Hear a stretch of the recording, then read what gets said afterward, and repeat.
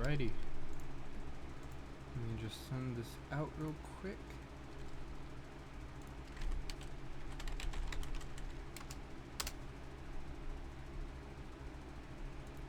There we go. Alright. Welcome back. Hey Pink Nuka. Welcome back everybody. Hey Dark Crow. I haven't streamed in a hot second, but just got back from a short family trip, and this is what I was working on before we started.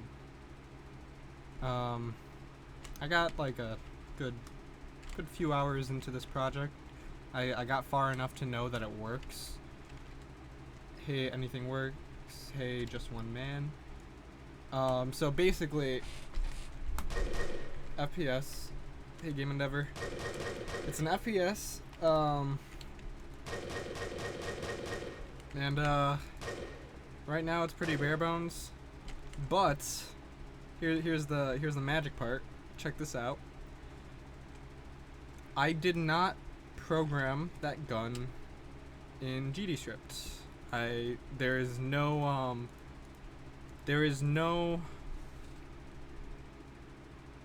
like scene file in our resources here that defines how this gun works. Instead, I have this JSON file with a few different properties and then a few different states. And this is what actually defines how the gun works, using some predefined functions that I'm putting together in GDScript. So, yeah. This is heavily inspired by Doom's decorate scripts.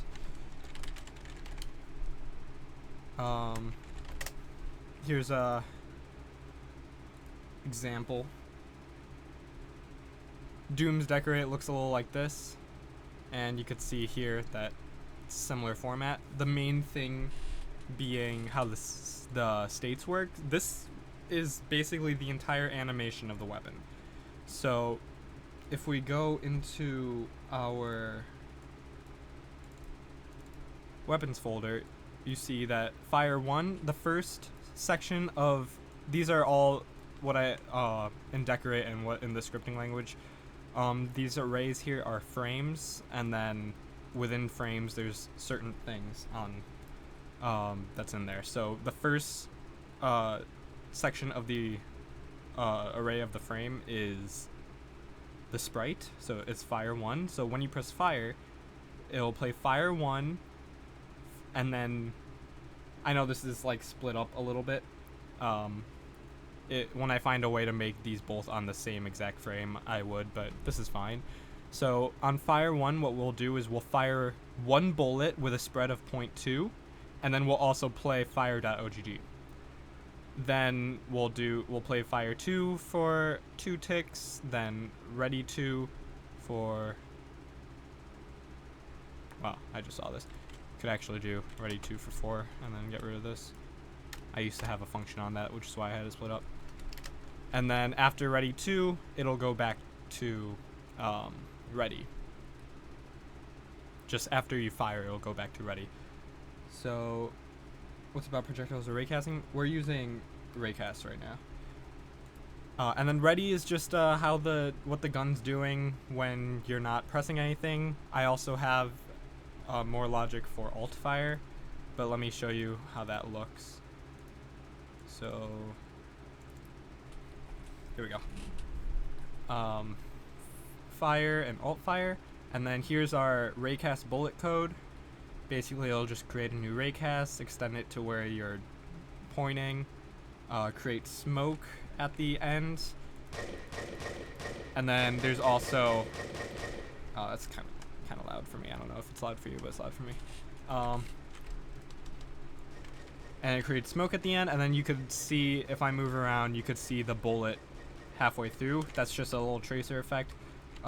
It's just a sprite that extends from where you are to where you shot, and the scale stretches it. That's right here. That I want to fix. I'm not entirely happy with how the tracers look right now, but that's fine. The smoke looks fine. Let me show the smoke again, closer up. It's just particles. Tracer doesn't kick in until you're far enough away because it looks really bad up close, but I'm gonna make it look good later. It's my first, like, it was the first thing that came to mind. I didn't play around with it enough. And then, yeah, so that's how that's the fire bullet script. So as you can see, W_fire bullets, the W is just gonna be weapon, and then once I have enemies as well, it's gonna be E_ whatever. But fire bullets, there's fire bullets. So yeah, we also have play sound, and then we have release to and hold to. This is if you want a this is release to and hold to. Let's say have y'all played Metroid or Metroid Prime.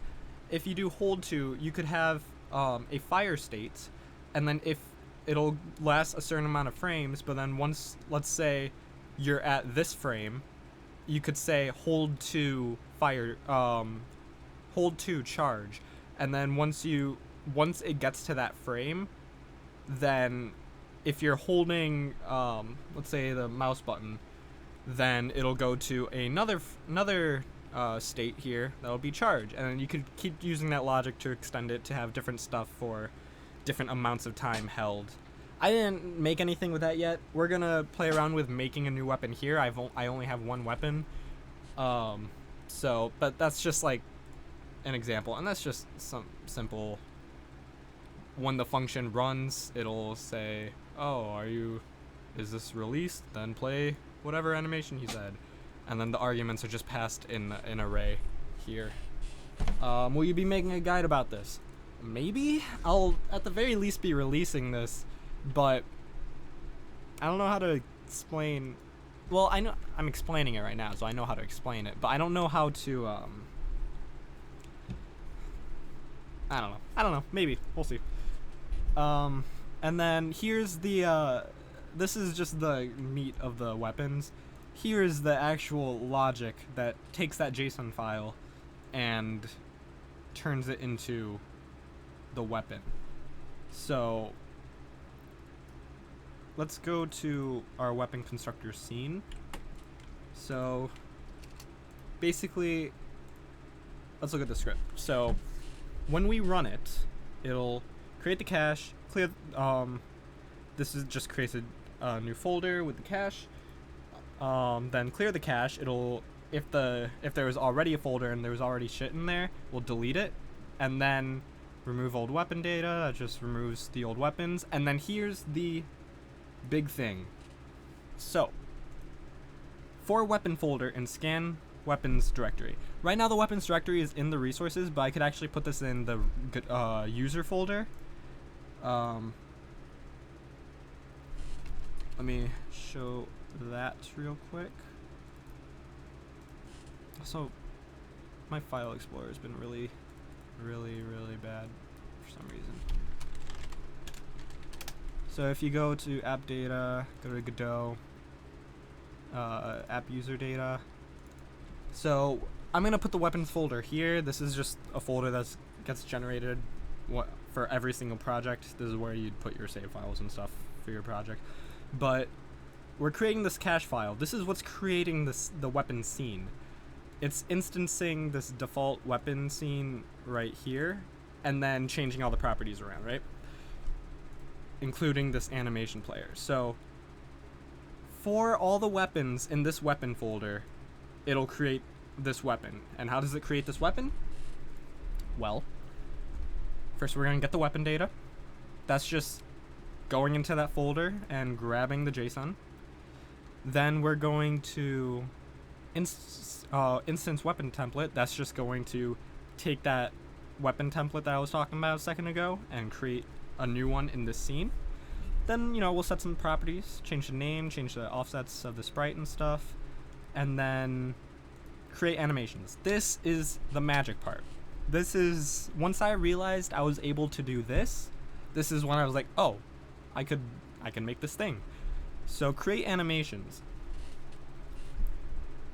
So data states.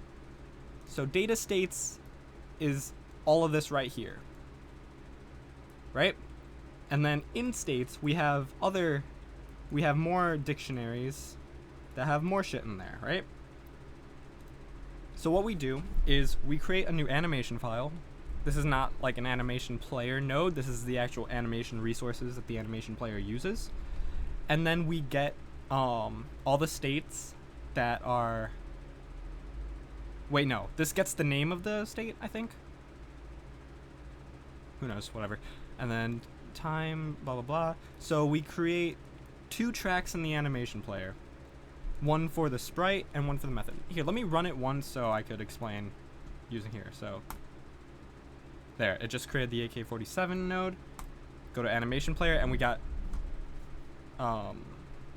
the 2 states that were shown right here. So in these states, we have this track, which is for the sprite's texture, and then another track, which is for running functions, the method track. So for frame in state, like I said, these are frames, so it just gets every, what is the word? Every thing in the array, or in the dictionary. No, array, I don't know, whatever. So it'll take the texture, it'll go to the directory of all this, blah, blah, blah, and then take the first, the 0th element, that's the word. The element 0 of the array, and which is fire 1, and then take the PNG of that, and then it'll just insert a key at that time with that texture. So it just does that, and it does that for every frame here. And then if the frame size is greater than 2, that just means if the frame is not one of these short frames with just the texture and length, then it'll run the function, which is just inserting a new key using that method with frame 2 and frame 3, frame 2 being the function's name and frame 3 being the function's arguments. And then time plus equals frame 1.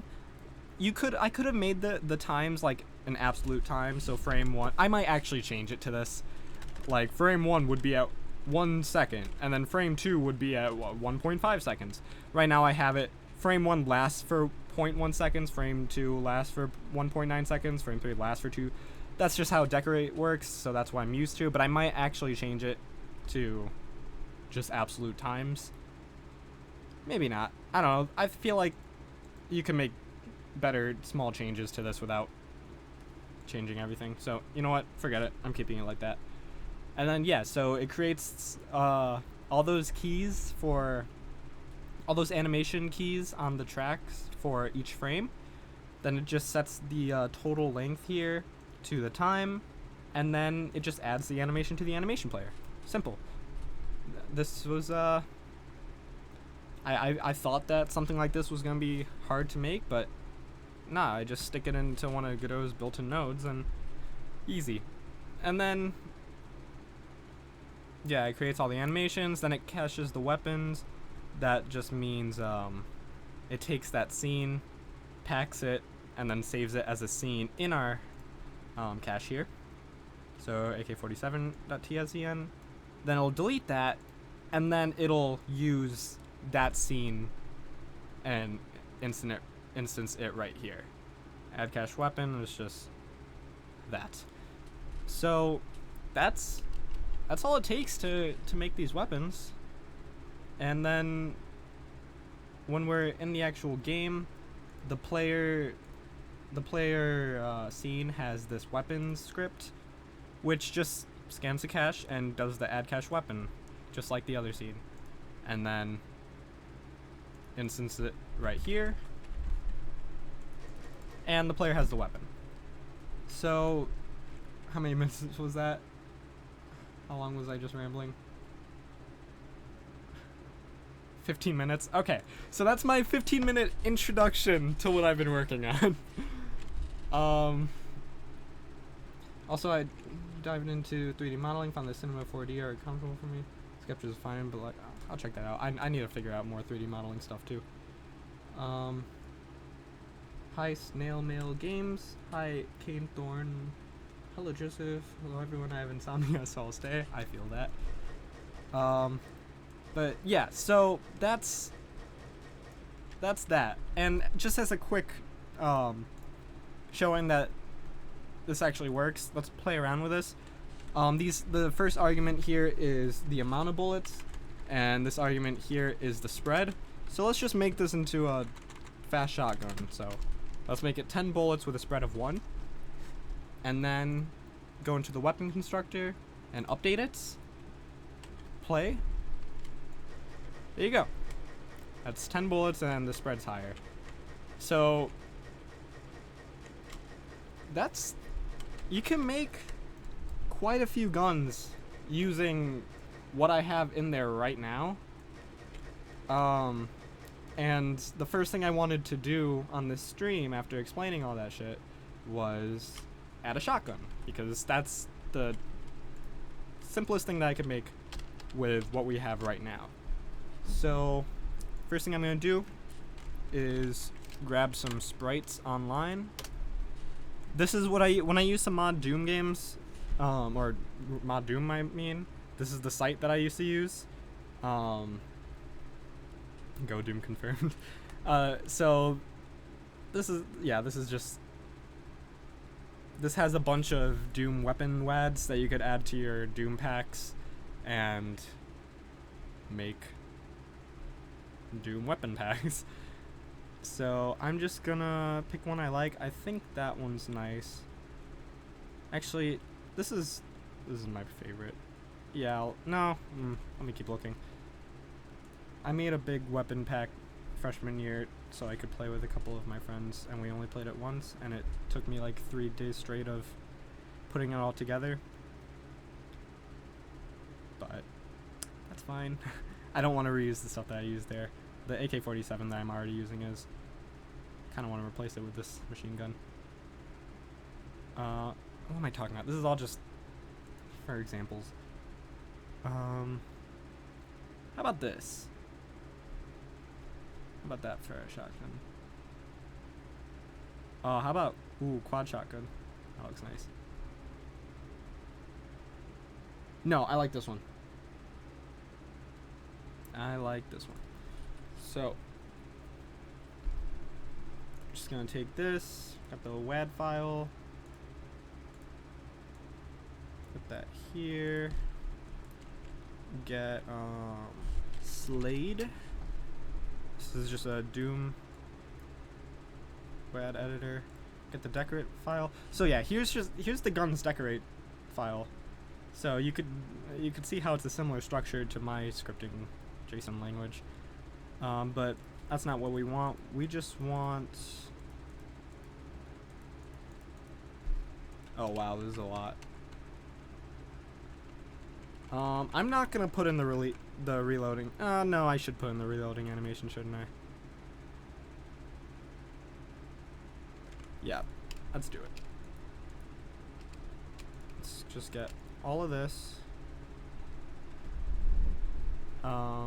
Export this to weapons. Oh my god.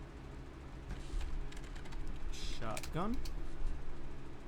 Save, and let's also get these flag files.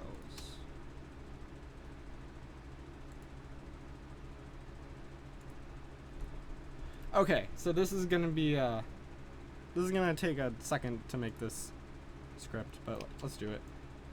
So to start, let's just save this as a JSON in this folder.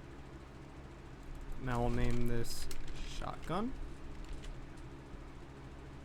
And our ready is going to be, where's this folder? Here.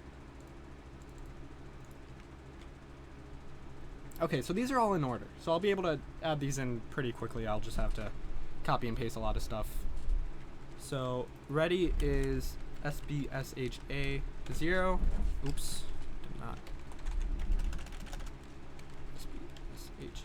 SBSHA0. And then fire is the magic part. So SBSHB 0. Fire bullets, and we'll say, or let's copy whatever they did here. Fire, they do, I don't remember what each of those mean, so actually forget it. I'm just gonna put what I want.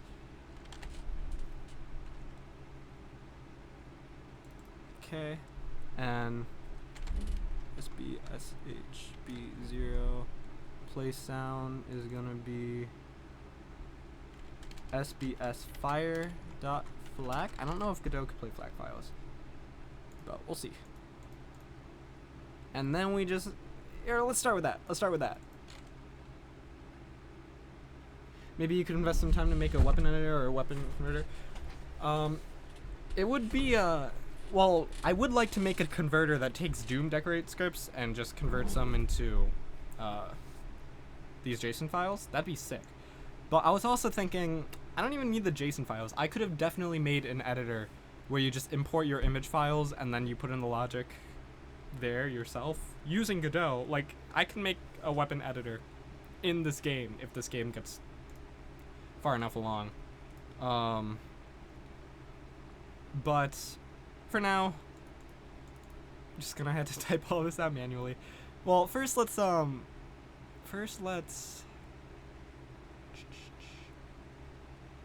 I don't need to do all of this right now, but I really want to.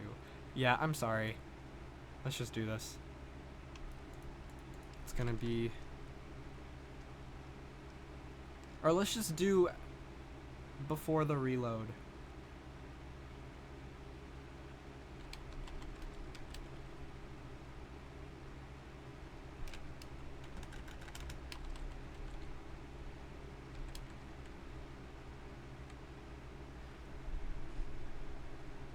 Oh shit!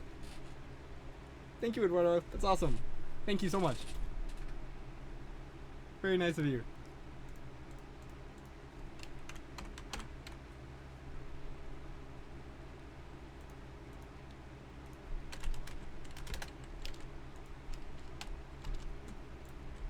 Alright, let's start with this. So if we update the weapon constructor right now, now the shotgun's there. So here's my issue. I don't have a... If we go into the game right now, it's gonna instance both of them on top of each other, just like that. And that is not good. Also, I need to move this to like 880, scale 4 or something. Right. Update. 860. 850.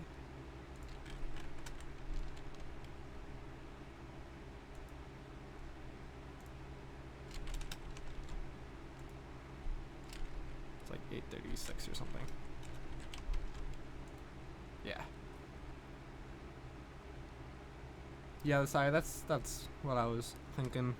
So let's figure that out in a second.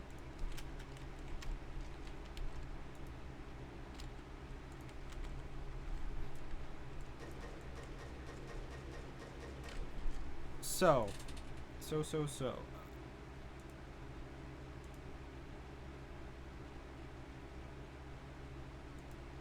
Well, for now, let's,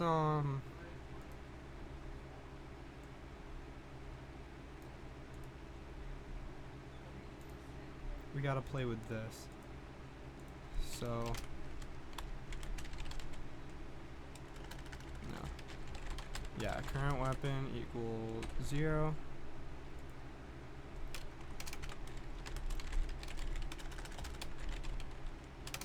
For weapon in get children, weapon hide, and then or alright, so now the weapons won't play if they're hidden.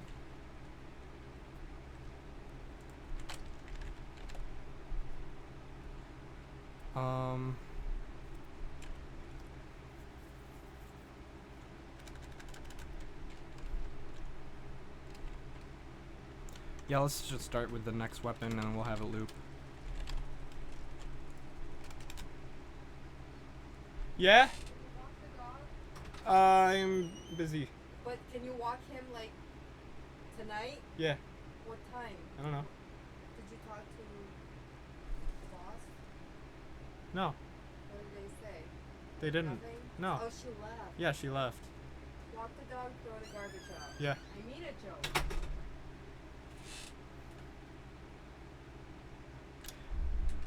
Kane, I watched that Corridor Crew video. I love that video. I know exactly what you're talking about.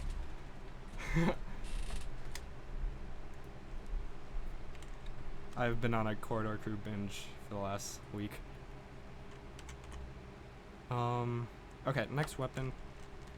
Current weapon plus equals.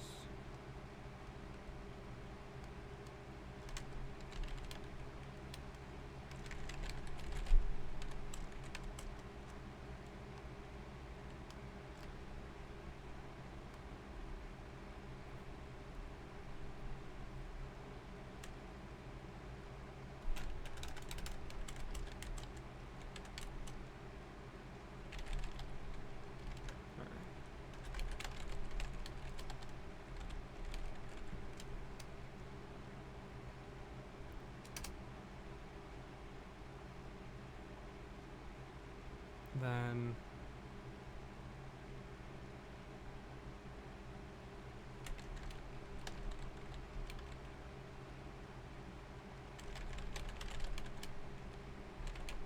alright, so this isn't gonna work perfectly, but I think it'll work a little bit. And then in our player we'll just have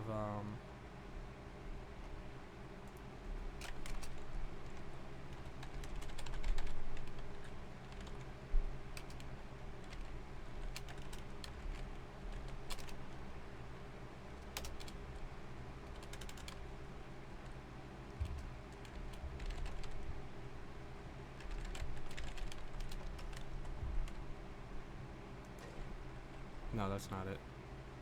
What do I call that? Oh, it's weapons.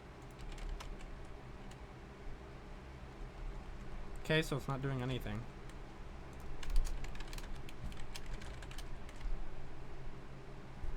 Okay, it's my mouse wheel though. Let's just do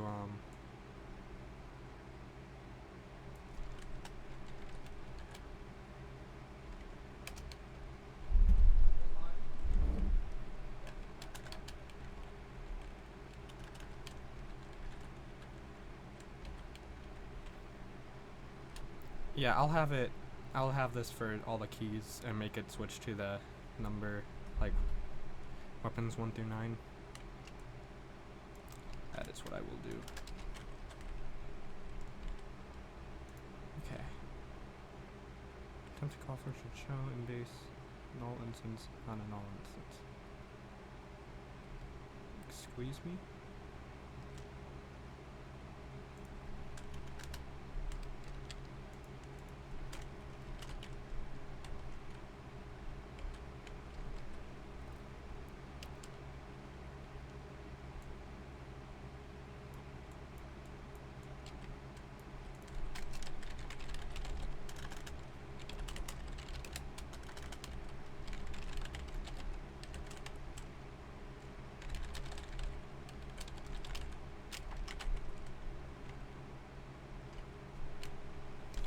What?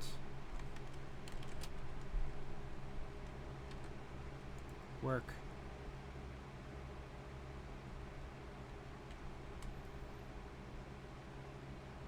Current weapon plus this one.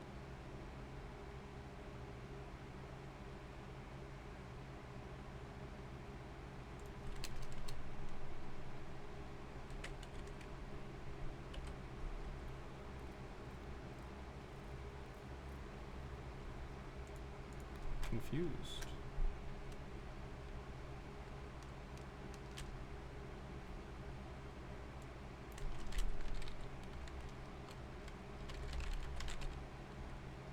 I also meant to do this the first time.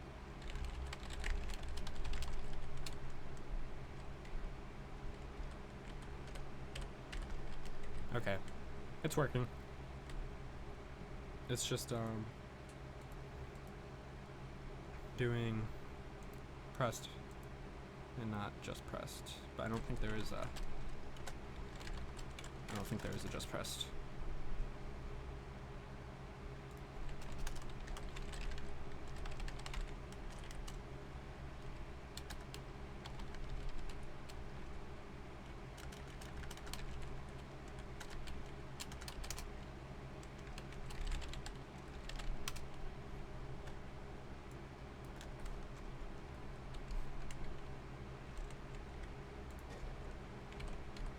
There we go. So that's doing.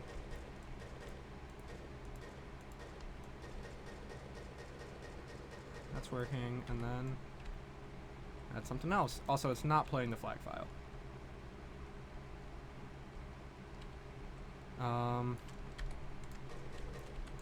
Cool. That was much less of a headache than I thought it was going to be. Which is always nice. Now, obviously, we have to make it nicer. But it works.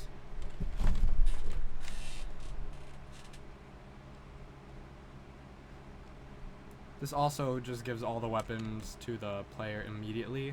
Eventually, I'll have to make weapon pickups. The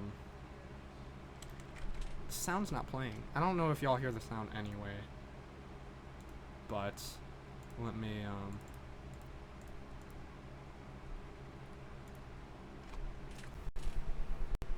just hold on,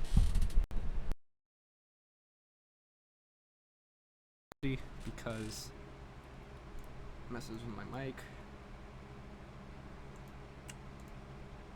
So how about this?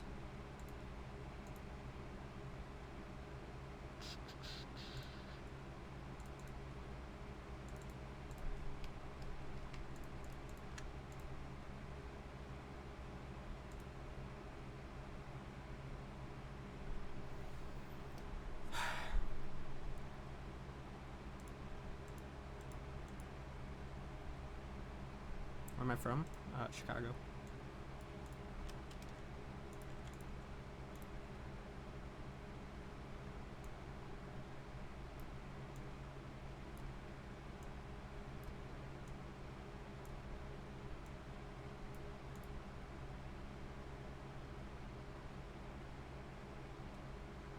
Hold up.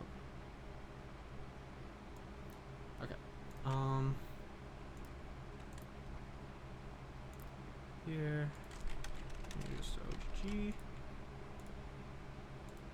Update. Alright, shooting both at once right now.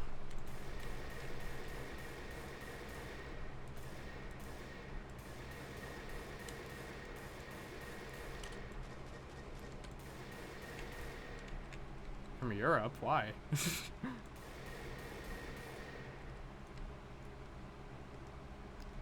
My last name is Polish.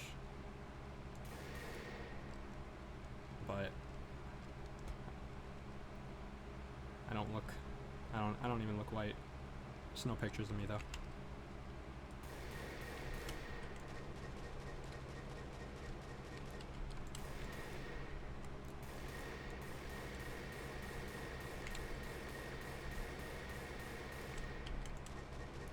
Alright, so we got another weapon. Russia, cool.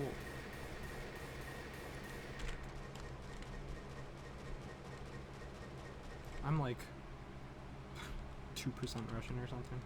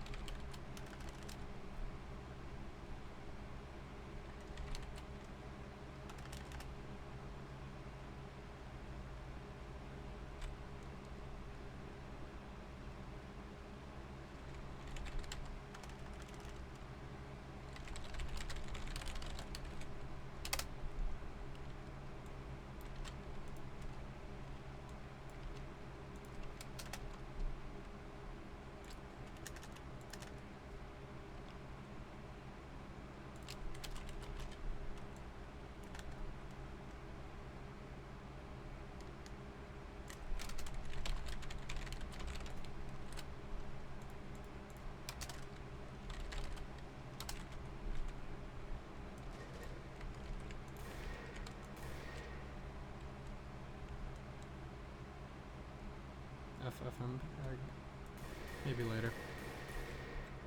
I don't actually have to convert enough to the point where I'm gonna have to set up a thing. Godot can't make updates on JSON file updates? No, I programmed it weird. It doesn't create the weapon scene and add it to the cache until I go here and press update. Later on, I'm gonna have this weapon constructor script run at boot, and then switch to this scene, and then that'll make it work.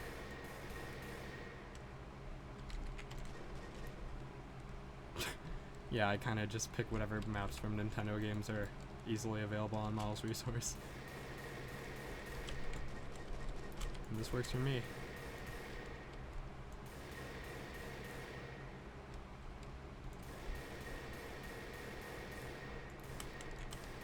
So now I kind of just want to do some make things pretty stuff. And the first thing I'm thinking of right now is bobbing.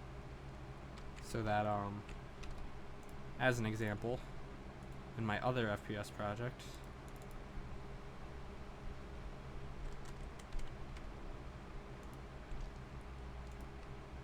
this. I just want to add that gun moving up and down to this other thing. Actually, you know what would be a more worthwhile thing to add right now is projectiles. But let me think. If I add projectiles, I'll be able to add this weapon. Do you know how to code weapon pickups? Probably. I don't know. I haven't done it yet, but I definitely don't know how to do it off the top of my head with this current model of weapons that I'm using, but in a game with pre-coded weapons, it would just be adding it to an array and having that selectable from the current weapons. I will probably upload the code to GitHub, yeah.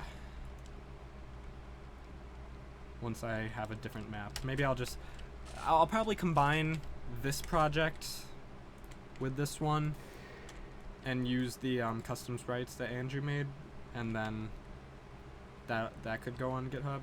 But the original plan for that other thing was it was going to be for patrons, but I need to figure out something for patrons right now. Or close Patreon or something, because I feel like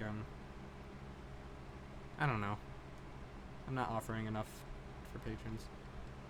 Where can we find my GitHub? It's just GitHub/Fornclake. I think.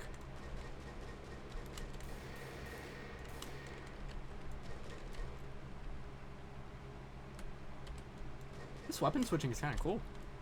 So now I could just keep adding more and more weapons and then just cycle through them.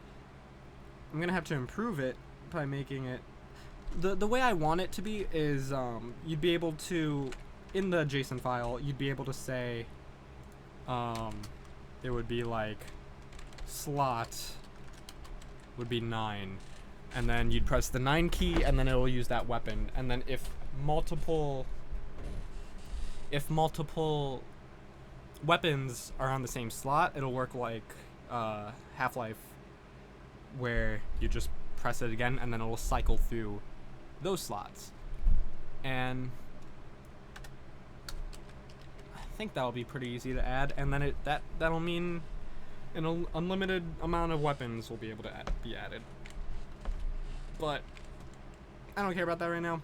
I don't even know where this game's going, because I don't know how to program enemy AI, and why would that need a separate object in JSON file? It would just be a dictionary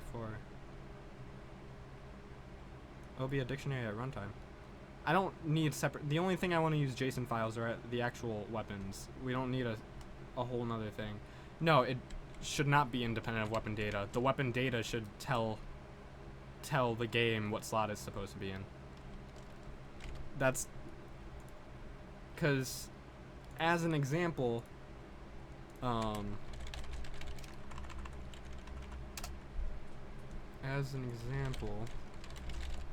I'm not saying no, we have to do it like this because I'm trying to copy Doom, but I'm saying that Doom knows what they're doing.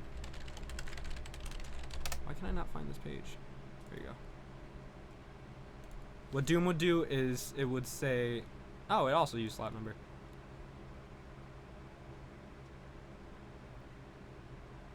What I thought Doom did was it had a different priority, and then it'll go from...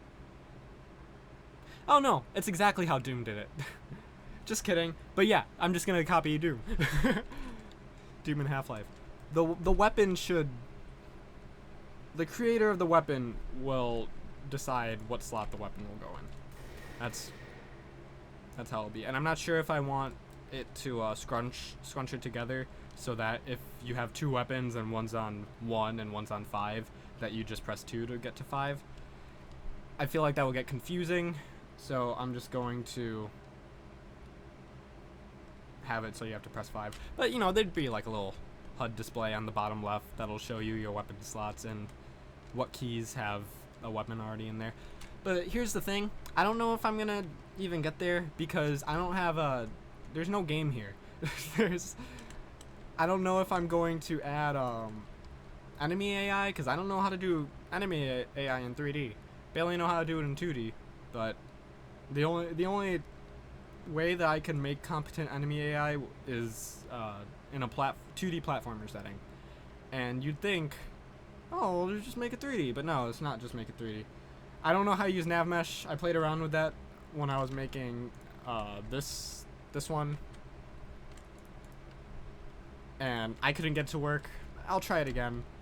What I think I'll do is just take more pages from Doom's stuff, because Doom didn't use pathfinding. Z-Doom made Z-Doom used pathfinding for like the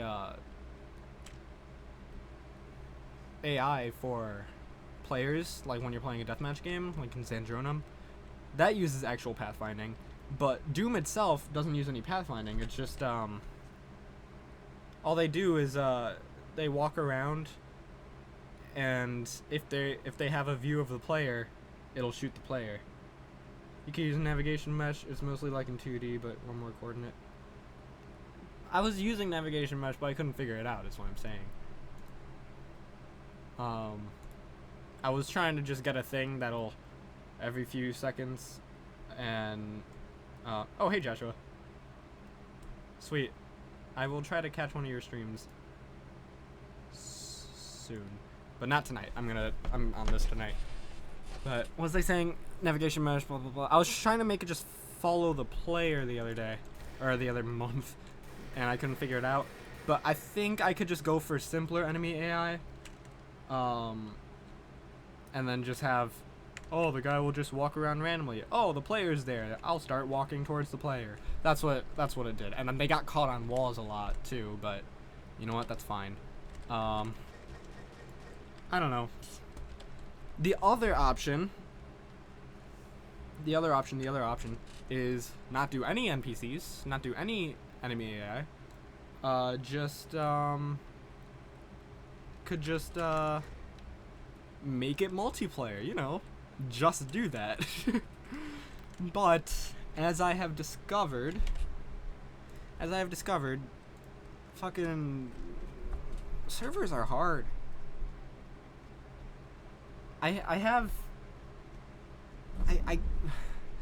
Cause I want to make a multiplayer game. I want to make it multiplayer, but people might cheat, and I'm adding another layer of potential cheating by making all the weapons now I'll have to verify the weapons by the server and make sure the weapons themselves aren't changed. I mean, no, because it's all server authoritative, so it doesn't matter if the person changed the weapon on the client. It just matters that the server's running it well on their side. So that's fine, but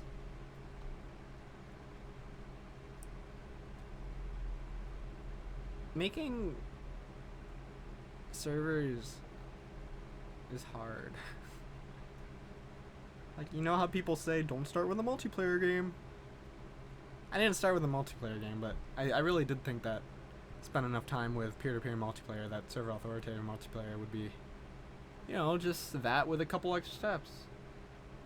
And yeah, it's just a couple extra steps. And then the third option, past NPCs and past good multiplayer, is making bad multiplayer. I made an FPS with peer-to-peer multiplayer in like a day. Like, on my Twitter, follow me on Twitter, guys. On my Twitter, I made my first multiplayer FPS. Really, my first FPS, I think. Where is it? Follow me on Twitter. Where is it? Yeah. So I made this April 8th. My first attempt with 3D was April 6th. Then I made an online multiplayer FPS 2 days later, so that was a pretty quick turnaround, if I do say so myself. And then April 6th to April 15th is when I changed the style. And then April 26th was when I figured out all this shit, all this actual server stuff. So it took 20 straight days, and I know that I was doing this every day, almost 20 days. It took a minute for me to figure out this much, and then that's not even it. Programming's hard. No one followed me on Twitter. What I need to do now to make this server stuff work, the next step is lag compensation for the projectiles. So the issue, I feel like I've covered that. I've talked about this on like 5 streams now, but basically, if a player shoots a projectile on someone on their screen and it hits them, it needs to actually hit them. But on the server, that player might have been somewhere else due to lag. So the lag compensation for projectiles is just checking to see if player one shot was legit by rewinding time to see, oh yeah, that dude was there on his screen, so cool. Let him take damage, and that would be that. But that's a lot harder than it sounds. Rewinding time in a frame and then figuring it out and then saying, yeah, that's cool, and then going back. Playing around with the time of the simulation and syncing times of the that's where I got caught, was having each player sync the times of the simulation and then make sure that, yeah, basically syncing in-game clocks is what I couldn't figure out. And it's not that I don't know how to do it, it's just I don't know how to verify if I did it. You know what I mean? Because I was testing all this on my computer, and I didn't know, plus the clock's moving so quickly, so I don't know how to look at one instance and look at the other instance, even if I did have 2 computers. I don't know how to look at one instance and look at the other instance and verify it if it's working how it should. That's the main thing with multiplayer, is it's so hard to verify if things are working the way they should if you're doing it yourself. Or even if I did have someone right next to me and explaining what I'm looking for and what they should do, it still happens so quickly. And I don't know how to write all my own tests to, oh, make it do this and slow this down, blah, blah, blah. It's not about asking someone to host a server. Even if I had multiple people to help me out with this, I'm still not sure, just logistically, how to verify that any of it is working. So that's my issue. With the movement and stuff, when it wasn't working, then the dude just wouldn't move, or it'll move all jittery. it'll just jitter around, and then once I got it to work, then it was moving smoothly on both the client and the server, and all I would have to do is move the client, and then on the server, or on the host, I mean, because they're both technically clients, on the host I just look and it's like, yeah, he's moving smoothly on this screen and he's moving smoothly on this screen. But when you're using projectiles, it's harder to tell exactly when the projectile hits on both screens. I'd also have to like shoot on one screen, then the other guy would have to be moving at the same time, and then on a third screen I'd have to see, okay, when did this guy shoot, when did that guy get hit, and then make sure that it both made sense everywhere. It fucking makes no sense to me. Might want to research how chess servers offer lag compensation and clock time. It might be more. That's a good idea. Yeah, that's definitely one of like the small things that I got caught up on, and then some of this other big picture stuff. I didn't even get there yet, but maybe it's simpler than I'm making it sound. Do you know programming is to know more? No. I don't. Probably, but I don't know how to. It's not about not knowing how to do it. I don't know how to do it. It's just if someone was explaining to me how to do it, I wouldn't know how to verify if their suggestions work. And that's what keeps me from making more multiplayer shit. Plus, even if you have decent beta testers, competitional players will always find something to criticize. Well, I don't care about making a game that people actually like. I'm just trying to make games that work, you know? I'll worry about making games that people like later. Netcode is always hard. Yeah. So, now I'm at this impasse where, okay, do I figure out how to make good netcode, or do I figure out how to make good AI? And every time I think about that, that just turns me off from making these projects for another week. This was like the first thing that I could start working on that is just, this is a new thing that might go well or might not go well. Let's do it. And then it went well. But now I'm back to the, well, I still don't have an actual game. What is the game gonna be, you know? Leap of faith is always easy to say, but then once you're leaped and it's been 3 weeks and you want to die.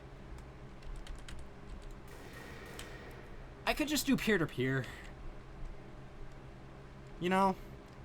Because here's the thing with this game.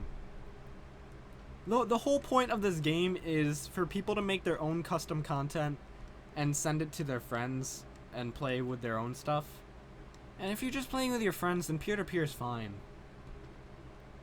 Like, because if this is a game where you'd go on public servers and then download their map and weapon packs and then play with their stuff, then it's not just cheating I have to worry about, it's also like actual security I have to worry about, you know? Making this into a real thing is an extra work. I can make it into like a multiplayer FPS engine where you'd be downloading this stuff and playing on servers from a trusted source anyway. I don't know, I'm thinking too far ahead when I barely have a functional project right now. I really want to figure out how to do this. Oh, well, hold on. Anyway, here's the thing. I couldn't figure out how to do that lag compensation for projectiles. That's the only thing I was testing it on. The Metroid, it's not even Metroid anymore. The synthwave FPS, that's just projectiles, which I could not find any guides on how to do it for projectiles. And the reason was, whenever I was searching for lag compensation for bullets and stuff, they were all hit scan bullets. Now, at least I'm using hit scan now, so I could jump back into it and have more resources on how to do it. So that'll be a start. At least this game, I could start with projectiles. Last time I checked, Valve doesn't even do Valve doesn't even use lag compensation on their projectiles. I think that's what I read.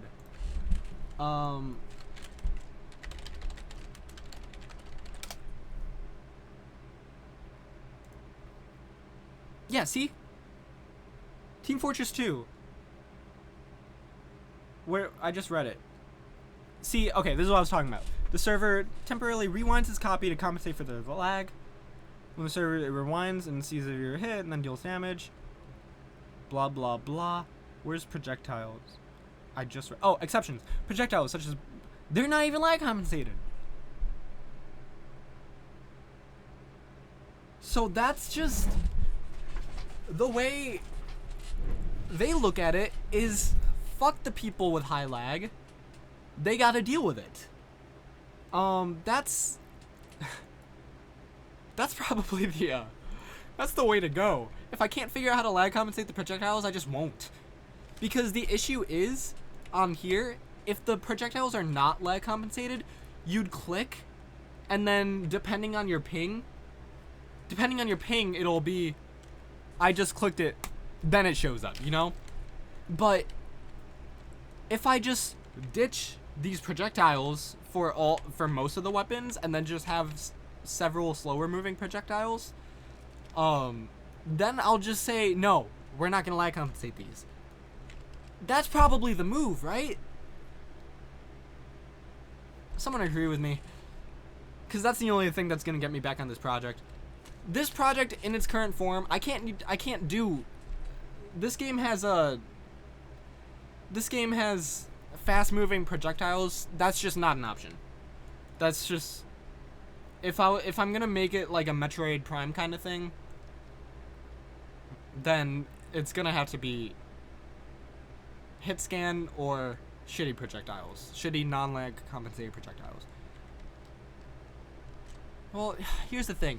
I have the idea on how to make these projectiles lag compensated. You just, on the client, you'll shoot the projectile. If the projectile hits the other person, it'll then it'll go to the server. No, it's a whole thing. With hit scan, let's look at lag compensating hit scan weapons.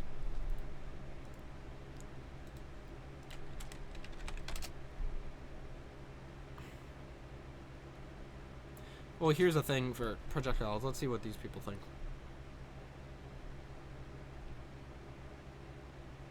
I don't need a... Here, Slowbo's TF2...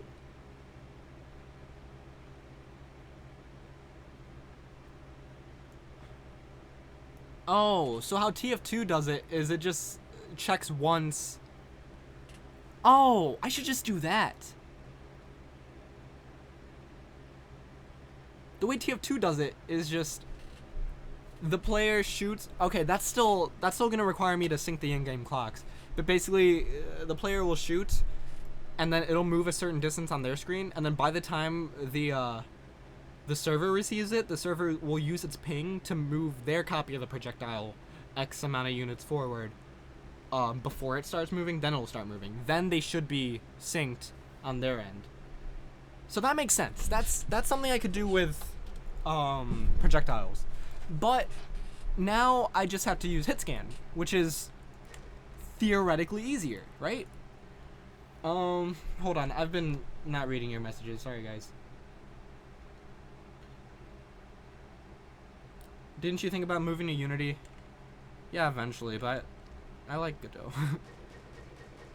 Yeah, Unity, if I move to Unity, I could just find a template with all this stuff done. The thing with Godot is Godot's so new that there's no, just how to do this with Godot. And now I feel like it's my civic duty as a tutorial maker and as a Godot developer to make it myself. I don't fucking know what I'm doing.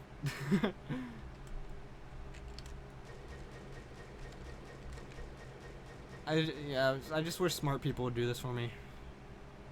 I'm lazy. I just want to make video games, and figuring stuff out is fun, but having complete video game projects is funner.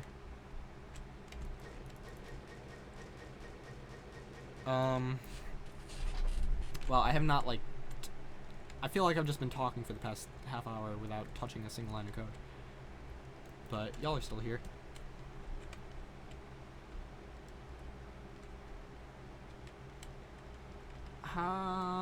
Should we make this multiplayer right now? Would you all be interested in that right now?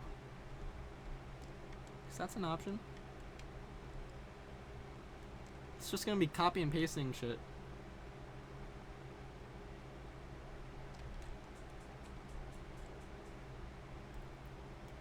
Actually, don't answer because I don't know if I have the mental energy to make this multiplayer right now.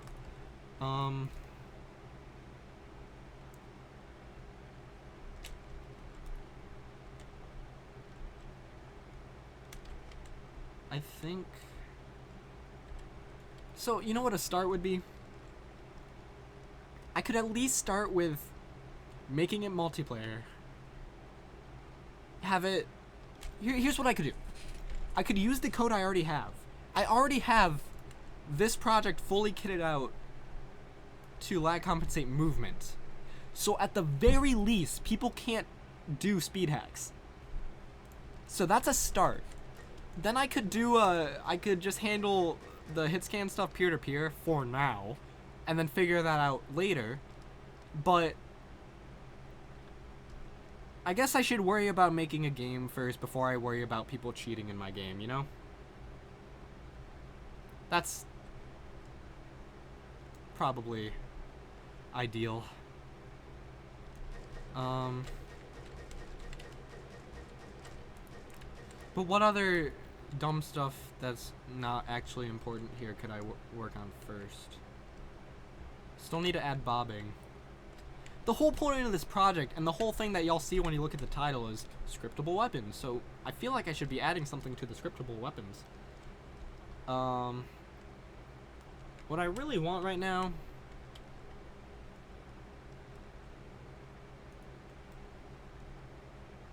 is a glass of water.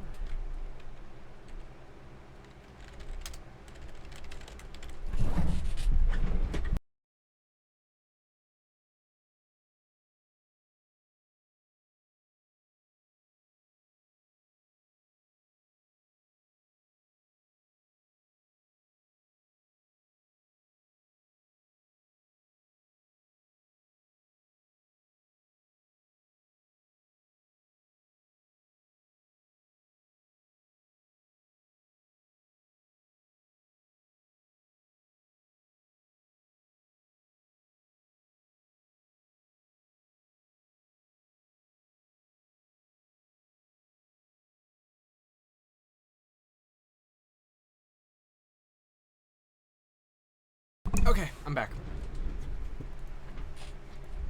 I'm sorry for never getting any progress done on these streams. I mean, y'all are still here, so I guess you're at least moderately interested, but I'm just, streaming makes me work on this stuff more, and I think what y'all are here for is seeing new cool shit, and here's just a in-depth look on how this kid sits around for hours not getting anything done trying to make his cool new shit.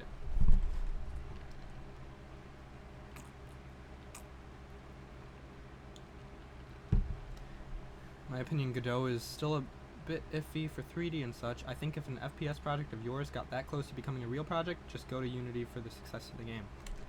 But on the other hand, Godot is 100% capable for making a game with these features and this graphical fidelity. So what would the point of going to Unity is? In fact, making this project with Godot would have a higher chance of success than Unity because it is a new project that hasn't been done on Godot and immediately has all the eyes of the Godot community. Whereas Unity, how many FPS projects are on Unity?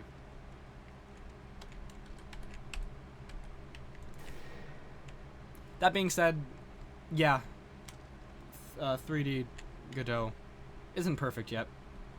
We'll admit. It's getting better every update.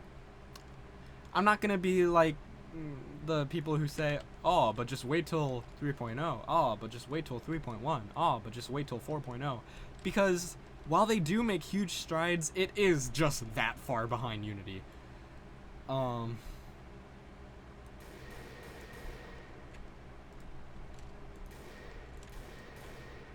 PC, for sure, it feels there, but it has some overhead at this fidelity for sure.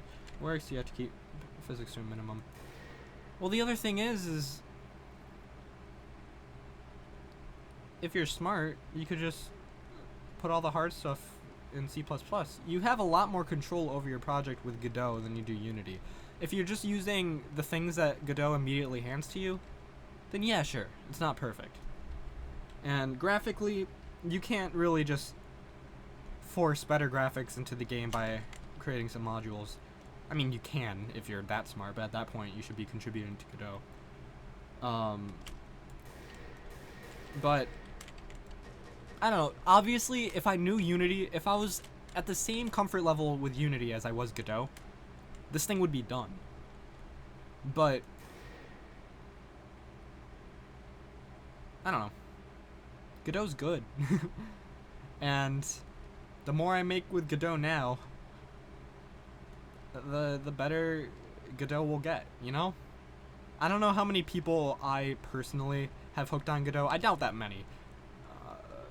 I'm sure most of the people who find my channel already use Godot and were using it for this or that. I don't really have any getting started with Godot videos or why Godot is the engine for you stuff that I feel every other YouTuber who makes Godot content has.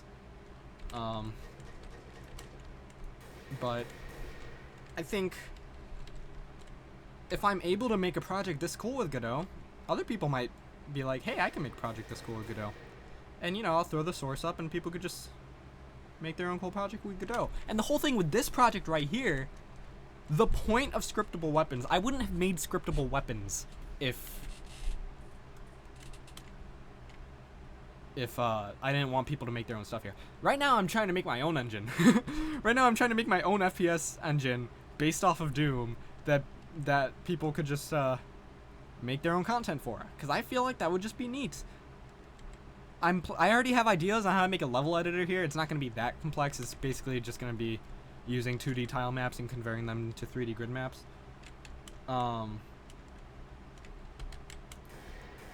But first I got to figure out things that'll make this game worthwhile. And that's either going to be good single player or good multiplayer. And I think I'm gonna go with good multiplayer.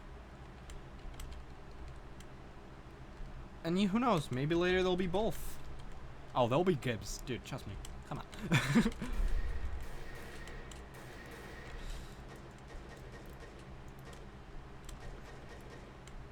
So, that was another 10 minutes I wasted talking about nothing. Let's make some content. So, what I think I could do.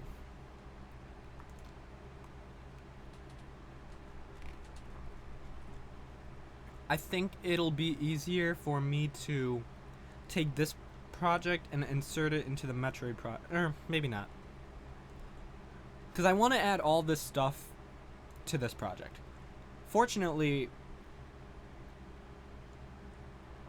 all I have to do is replace the movement and add the lobby system. That should only take like 10 minutes. And then I'll have to delete anything here that's not commented.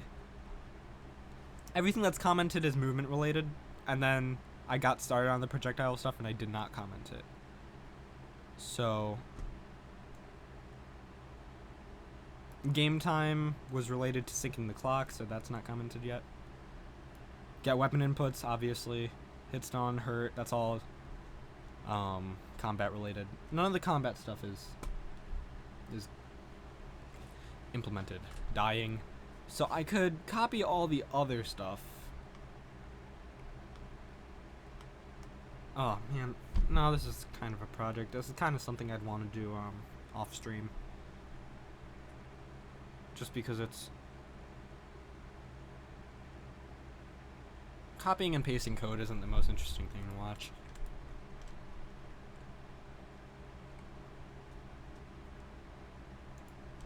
I think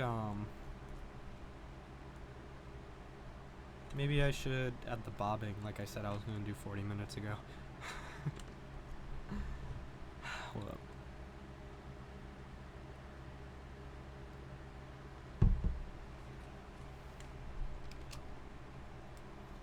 So, what the fuck am I doing?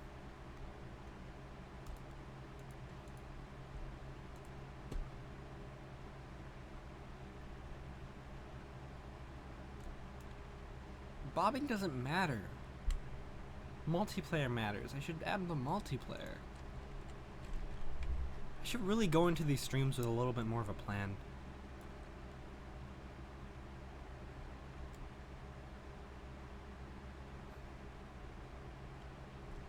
I'm not gonna add chatting right now. But that'll be easy. It's just sending a RPC call with a string of the message to the other dude. And then sticking that onto a label. Do you have a set feature list? What do you mean?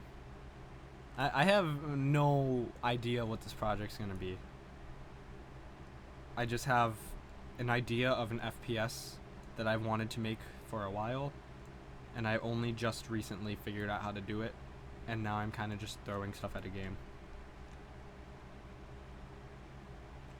What have I done so far? Oh, I'll take any excuse to show the stuff I've already done so far. Basically, what this game has is, without going into too much detail, because I did that early in the stream, is we have this data JSON, and it takes these properties and these states. These states are actually just animations set into different arrays with different functions happening on different frames of the animation, and then it creates that weapon. Then in game, they work. And as an example to show that I'm not bullshitting, if I go here, go to the AK-47, and crank up the, let's make, oh, I had it set to 2 this whole time? Let's say it shoots 100 bullets per shot. Then I'll just update it, go back here, and, well, it's not spread, so, but you can see that there's more there. Let's make a spread.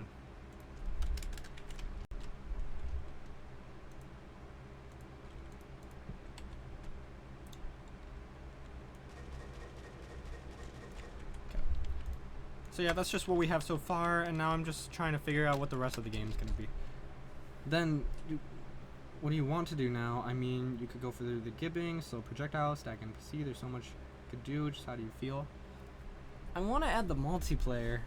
Slow projectiles, no, I should figure out multiplayer for hit scans first. I want to add the multiplayer, but I'm just worried it's not going to be that interesting. But what I'm realizing right now is the least interesting thing I could do is sit around here and wonder what to do, so let's add the multiplayer right now. Let's just, let's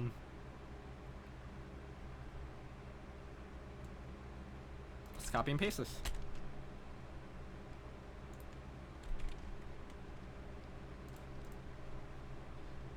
So, most of the stuff is pretty, this is the only thing we added. What we did was remove most of the shit. So, if I copy all of this in, okay, so we don't have a HUD. Let's just start removing shit.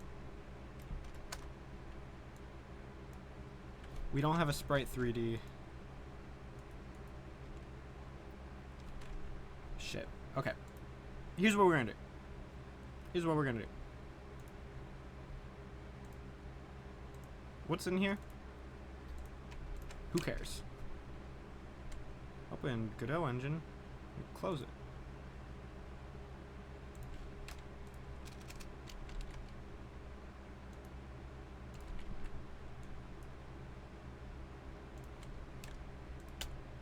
Delete, please.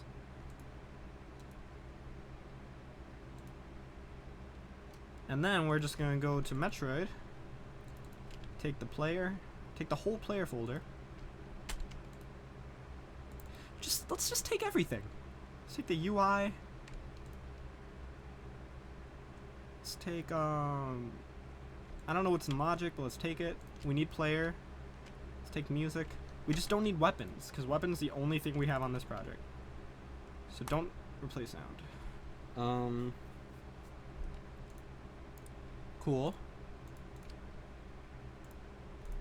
Now we're just gonna mix these projects and hope to God that this works at all.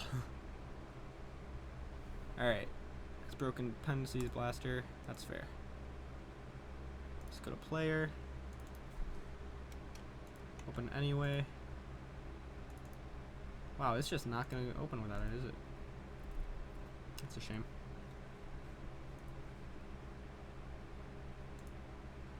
Let's just say blaster is, I don't know.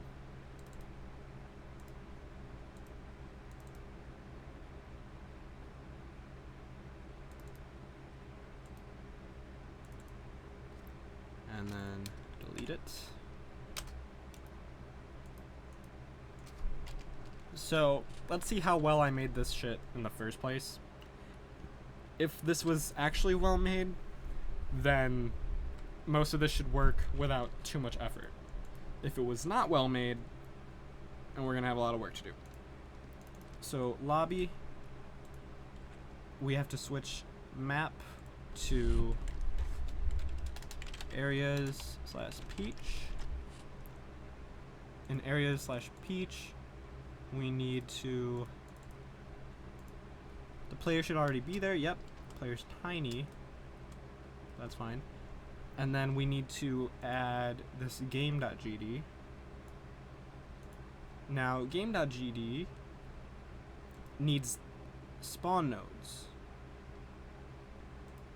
So, let's add a spawn node where the player, here, let's just replace the player.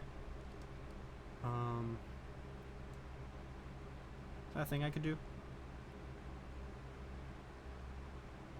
Guess not. Just add the spawn to the player, and take it out, and delete the player. Then we need to set the main scene to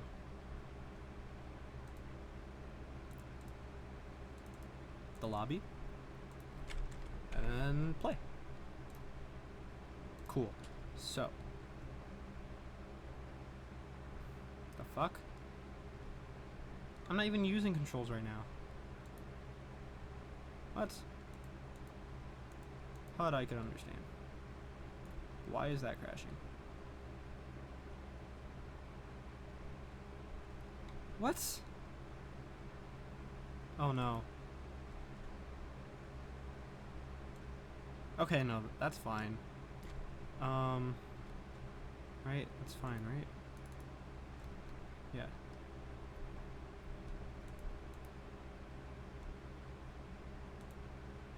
Oh.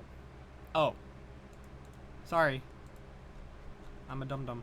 I think it's, I have different controls on this project. So that wasn't gonna work at all anyway. What are my controls? Up, down, left, right, jump, console toggle, full screen. Let's add full screen. I don't have a console anymore. And then forward and backward should be up and down. Right. Can I just rename them? Nope.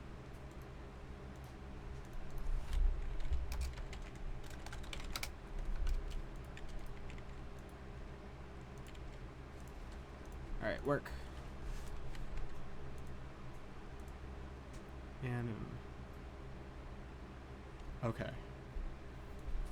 So we do not want to get weapon inputs or weapon bobbing.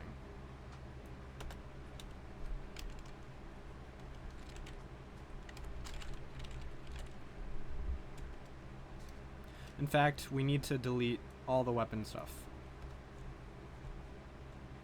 because none of that is functioning. Right.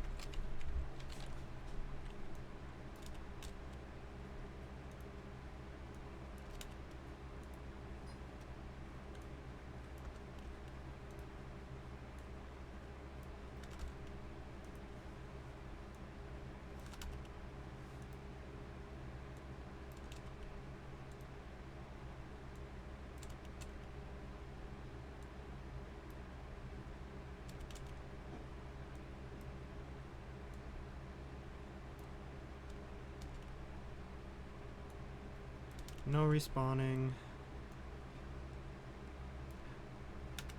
All that stuff was easy enough to add back.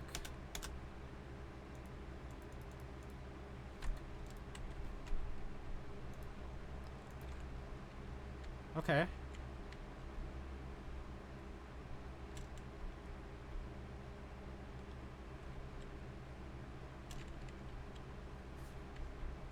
So yeah, the player's tiny. But I also scaled up this a lot. Oh no, I didn't. Wait, yeah, I did. Yeah.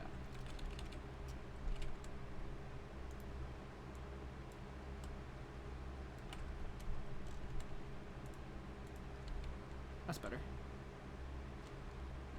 Oh, well, now it's too small. I think 4 will work. Sorry, this doesn't matter, but it matters to me. Player has to be the size of the door. Player's still too big, but that's fine. So now what we gotta do is see if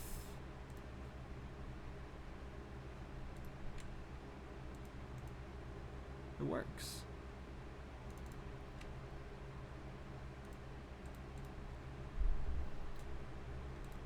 Now theoretically, if I go to my exports folder right here, I could click FPS, do it twice, press host on one of them, allow access, walk around here, and then go on the other one. Wait, go on this guy, press join. Amazing.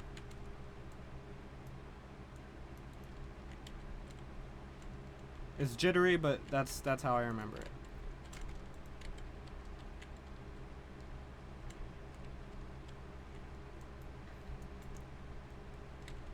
Sweet. Okay, so now what we're gonna do. Well, first thing we gotta do is make sure the weapons work at all.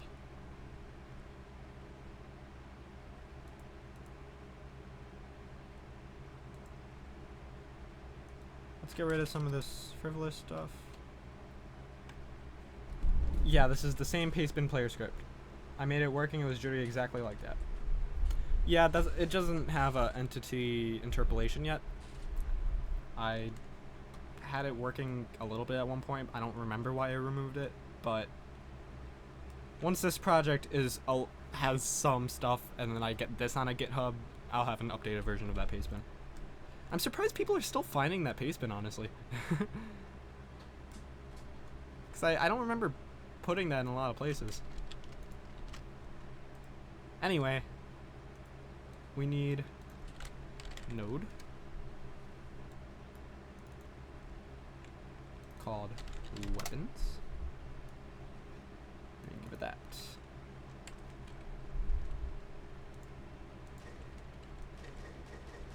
I should probably change that back.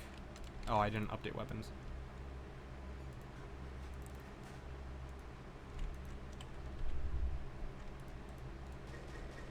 Okay. So what's going to happen? Here's what will happen if we try this in multiplayer. The weapons are going to appear for each player that joins. An extra weapon is going to be overlaid onto each player's screen, and they're going to be shooting twice at once. And each player is not going to actually be able to see the bullet shot by the other person. So that's what's going to happen immediately. So I'm just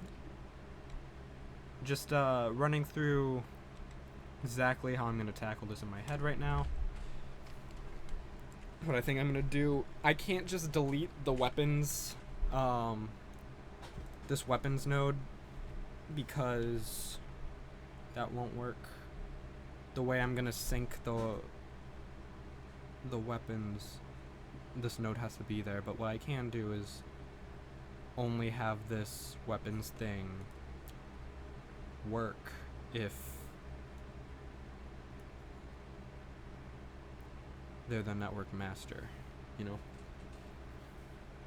Let me think.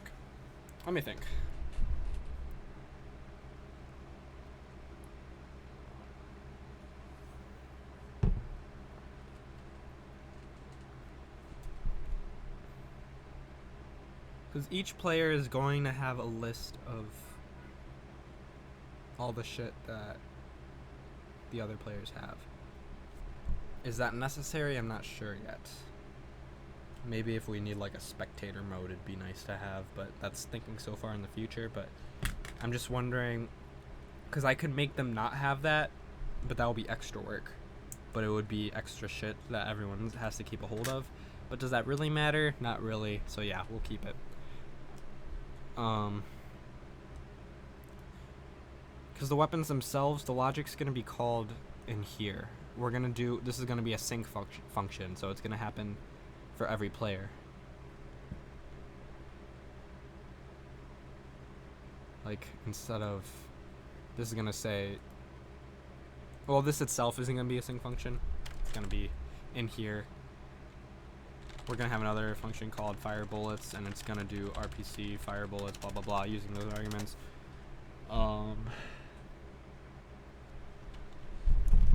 Alright, this is gonna take a little bit of thinking. So let me see this for a second.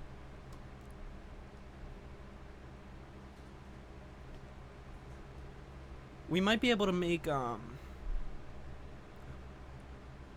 bullets that the puppet bullets on other people's screens don't actually need this logic. So we could have a puppet function that just creates the tracer and the smoke. I think. Like, we could run this logic only on the client that shot. For now. Eventually it'll be it'll be checked by the server. But we could run this logic on only the client itself. And just send over to the other guys this information. Know what I mean? But first thing we have to do is make sure that bullets shot on one screen don't shoot using every single person's gun. Doesn't have to run on both the client and server to have client prediction? Yes, but I don't care.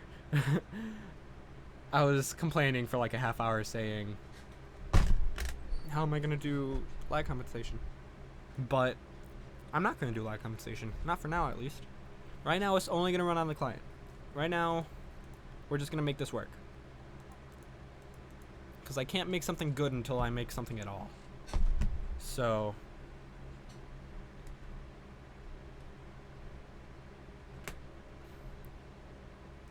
here. Godot really needs a good tutorial on that. And honestly, I've been hoping that someone would have made one since April when I started all this shit. It's been 4 months. But once I figure this out, I'll make one. Or I'll make at least a something people could look at. I don't know about that, dude.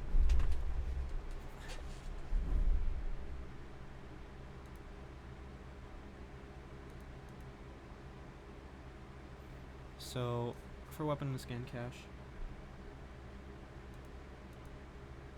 Yeah. What is user? Okay. Whatever.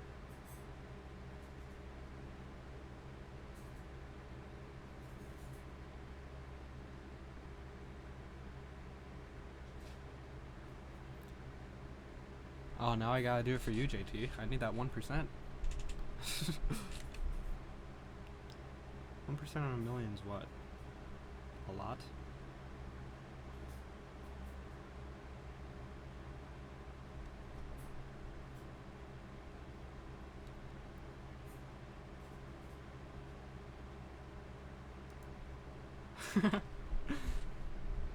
Damn.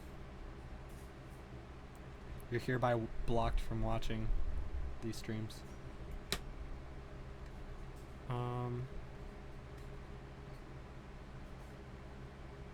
Okay. So.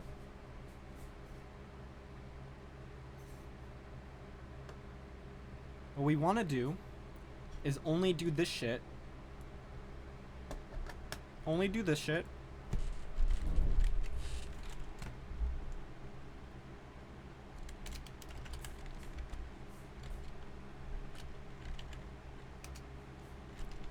If it's the network master.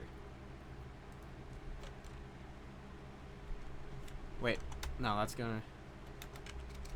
If not is network master.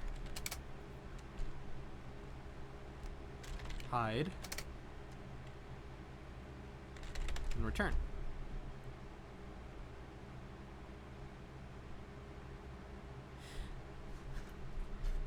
If I actually figure this stuff out, it'll probably be like a Udemy tutorial.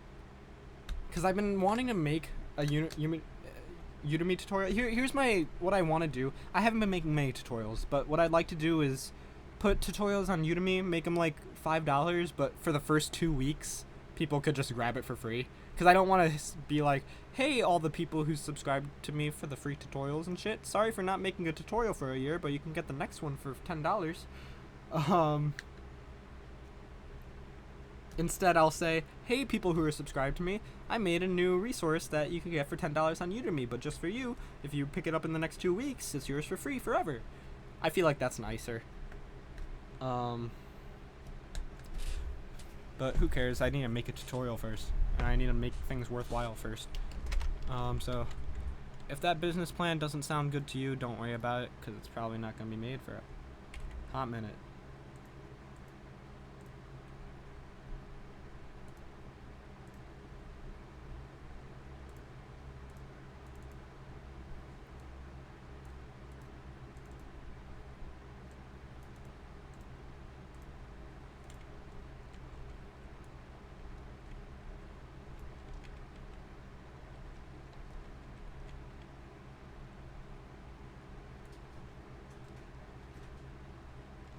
I don't know why the bullets aren't colliding. I'll figure that out though. Okay, so are we shooting 2 bullets at once right now? That's my question. And the way we're gonna figure that out is make the smoke effect simpler. Now if we see 2 smoke effects, we know that it shot 2 bullets. Kickstarter? Well, the thing with Kickstarter, I know some YouTubers do it. Actually, you know what? Kickstarter might be better. You know what? Yes, Kickstarter. Because that way, the people who really want to see it will be able to fund it, and then people who are walking along will be able to see it immediately. That's better than people walking along, seeing it and be like, oh, $10, fuck that. I mean, best case scenario is just, you know, make free content like people want. But what I have noticed, especially now, because I started doing all this, here's a little insight into my YouTube stuff. I started doing all this YouTube stuff when I did not go to school. I started junior year. And junior year, I was basically dropped out, and I dropped out for real senior year. But junior year, all I did was show up to lunch and hang out with people. I had a lot more time when I started the Zelda series. Now I'm going to college, and now I'm starting my first job very soon. So now I can't just make this stuff for fun anymore. I mean, I can make this stuff for fun, yeah, but the tutorials, which require a lot more work, because not only do I have to make the stuff, I also have to make it good, and then I also have to know every single line of code and be able to explain it. I can't do that for free tutorials anymore. I need to... I'm not doing for free, though. I do have very, very lovely patrons, but I need to figure out things to give to patrons as well. That's another... I started making that Stars Align game, which is almost done. I started making that because I wanted to give the source code to patrons. That whole game spawned from me thinking, I owe my patrons something. And then... Oh, dude, I have a crosshair now. That's cool. But... So, Patreon's great, and I love all my patrons. And I just need to give them stuff. So I'm not doing it for free. If I do make content right now, I am getting money for it, and it's great, and I'm so thankful. And right now I have $100 of ad revenue and stream revenue, the super chat stuff. I have $100 of it from the past 2 months, sitting in my AdSense account, and I'm super thankful. But when I make the tutorials, that's like 4 or 5 hours a day for several days to make one video. And while the Patreon and the Google AdSense stuff is a very, very nice chunk of change, it's like not even half a minimum wage. It's just, I can't put full effort into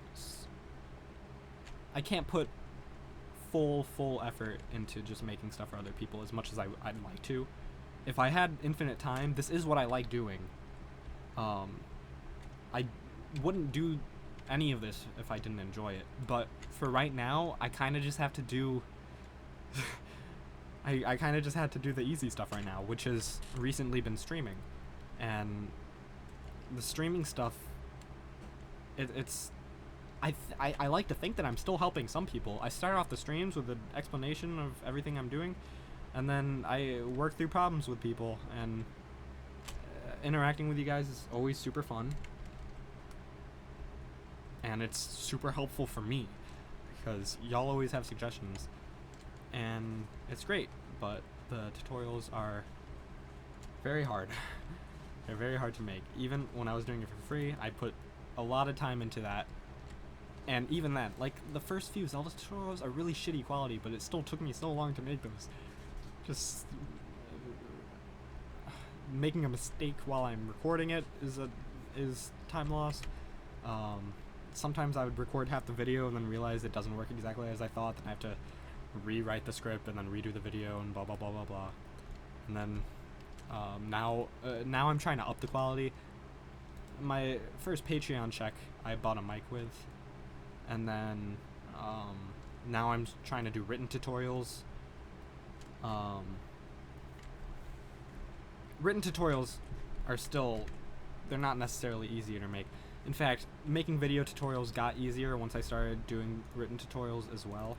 I only made like 2 videos with that format. I have a couple of written tutorials on my website, which I'm currently in the process of updating. I made slight changes to the homepage today. That's what I mean by in the process. I barely did anything. But yeah, I think what I'd like to do, but I'm not going to do, is make a Kickstarter for the Zelda series. I'm not going to do that, only because I've been telling everyone for so long, yeah, I'll update it to 3.1 soon. And I haven't. And that's not, oh, I don't have time. That's just laziness.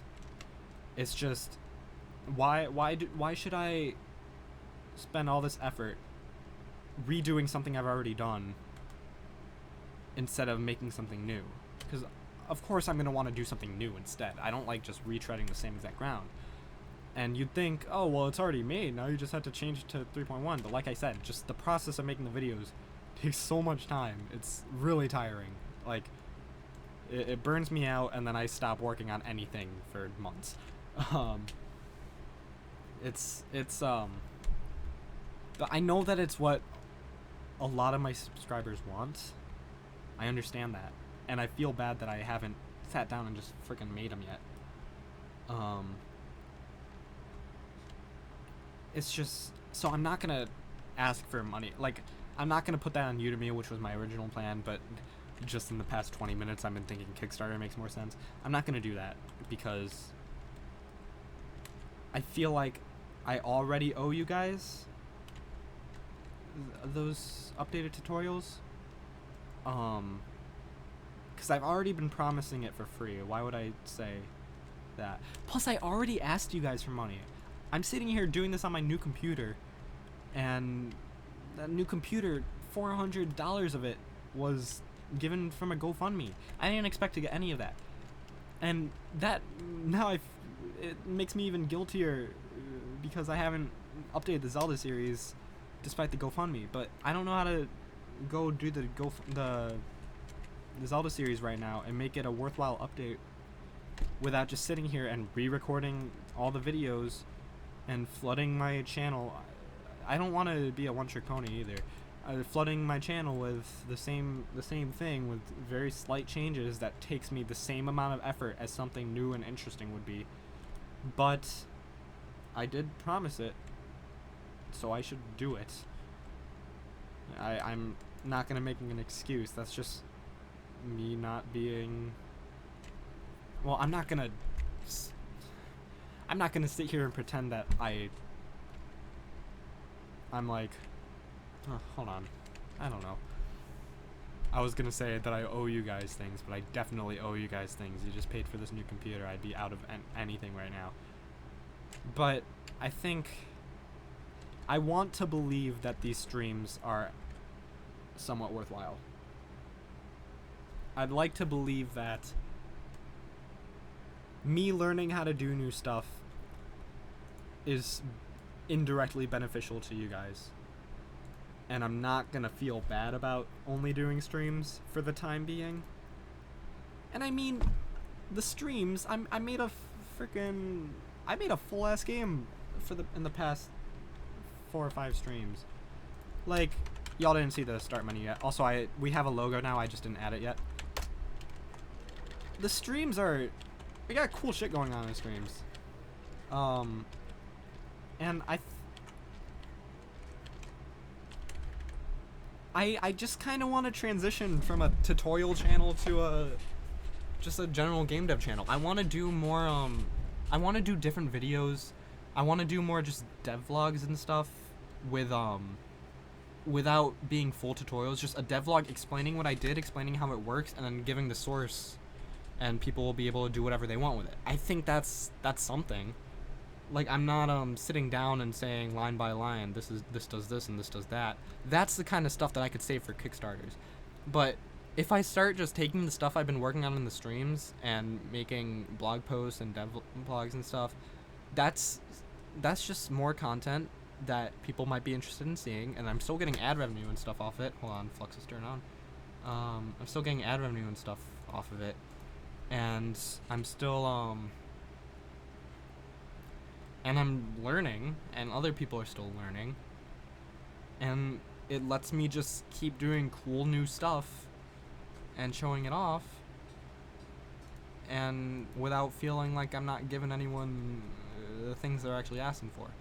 Because I'd rather sit here and make cool new stuff every month than sit down and have a weekly upload schedule of, this week we're covering how to make a Stalfos move in 4 directions. This week we're making the hearts show up at the top of the screen. This week we're doing this. You know, I don't like just doing the same thing over and over again. Tutorials are, I still like making the tutorials, and seriously, when people comment, reading YouTube comments, well, not anymore. Reading YouTube comments sucks now because now the tutorials are outdated and all it is people saying, hey, this doesn't work. But when I was making the tutorials, reading YouTube comments was like best part of the day. I go there and people say, hey, nice. I'd be like, yes.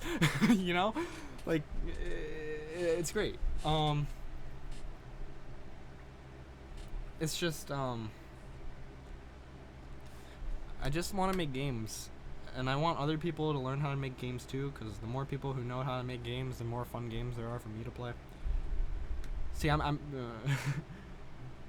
don't think I'm doing this for you guys. I'm doing this for the long-term benefit of me. I'm just kidding. Hold on. I haven't been reading chat.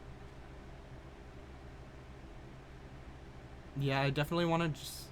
It'd be really nice to make a multiplayer tutorial, because I've definitely been playing around with this long enough that I'd be able to make a tutorial, even if it'd take a little while for me to figure out how to explain all of it.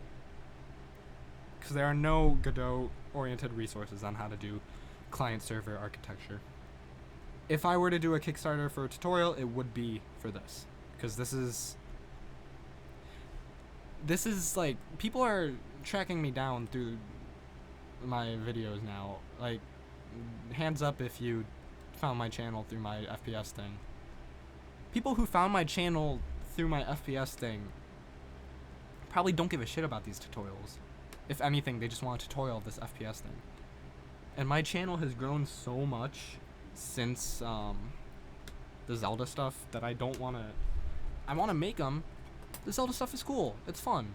It's how I learned Godot, and it's how a lot of other people learn Godot through me.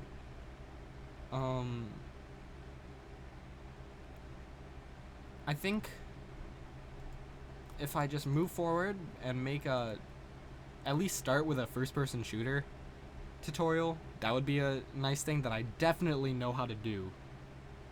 I definitely know how to make a first-person shooter, movement and code and blah blah blah.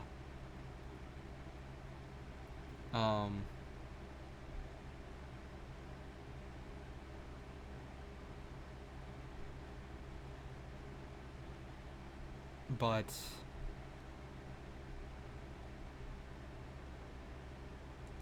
there's a lot of those already.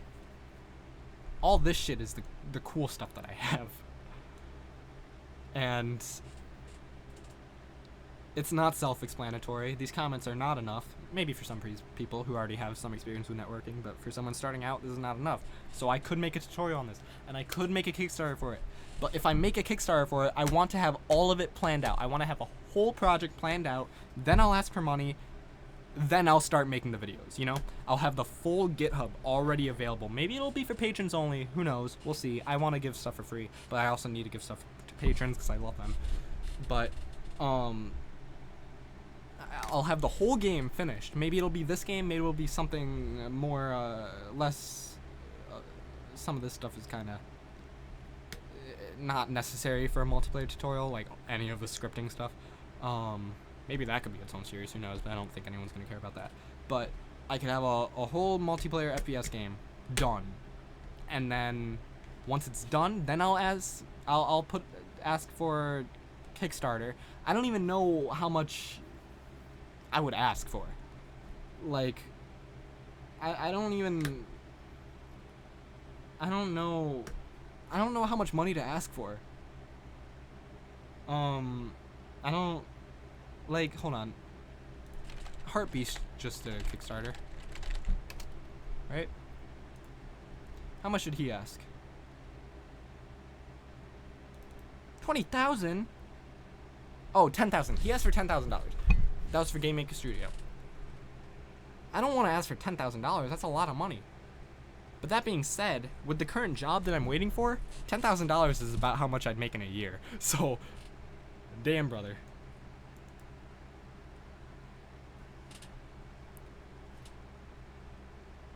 If I ask for, like, do you think $1,000 would be good? Because when I started the Zelda series, it was all funded by Patreon, and that was about $80 to $100 a month. So the Zelda series only, if we attach a price to it, costed like $200 or $300. I think a multiplayer FPS with higher quality, $1,000 would be a good goal. I think. I don't know. You guys tell me. If that sounds like too much, tell me right now, because I really don't know what to think. Yeah, it definitely depends on how good the course is, but people won't know how good the course is until I make it. So I don't even know where to start.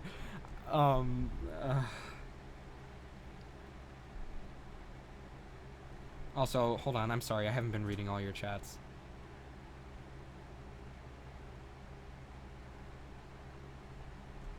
Sent me a website? Did you? Oh, you did a while ago.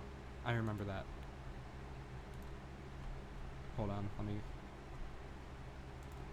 Yeah, but that wasn't using the high-level networking. I remember now. 500 to 1,000 is my ballpark that people would be tempted enough.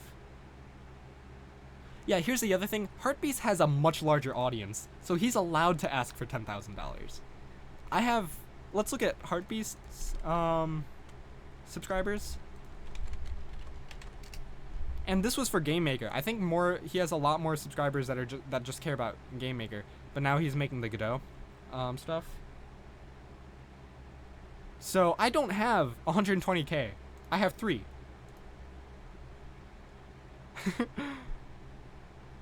I don't know if I could even ask for $1,000. But I don't know if I'd do it for less is the thing. I'm sorry.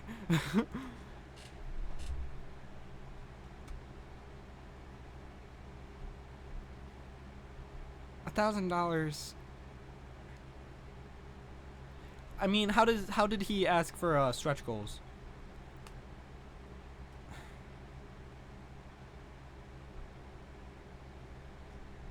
How did he?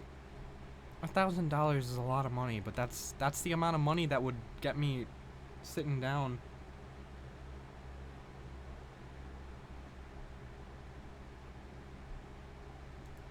Well, I mean, he has, it's not your reputation to make the price, it's your expertise. I don't know my expertise. I'm freaking 18 years old and never took a computer science class in my life. I don't know if anything I'm doing is even good. Like, maybe it's good for people who haven't seen it before, but if I'm gonna ask money for it, that's stressful, because maybe an actual professional who knows how to program is gonna buy my course, and then he's gonna or pledge to my thing, and then say, this sucks. Why'd I pledge to this? You suck. And so I don't know if I could ask for money at all.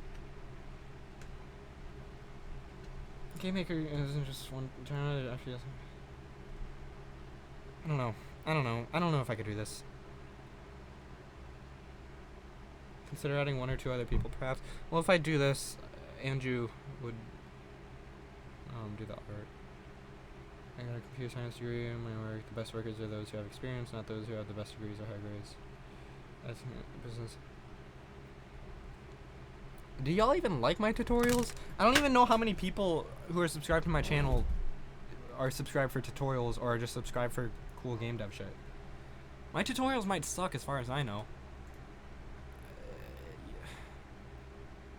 I didn't even finish the asterisk tutorial. I'm a fucking fool.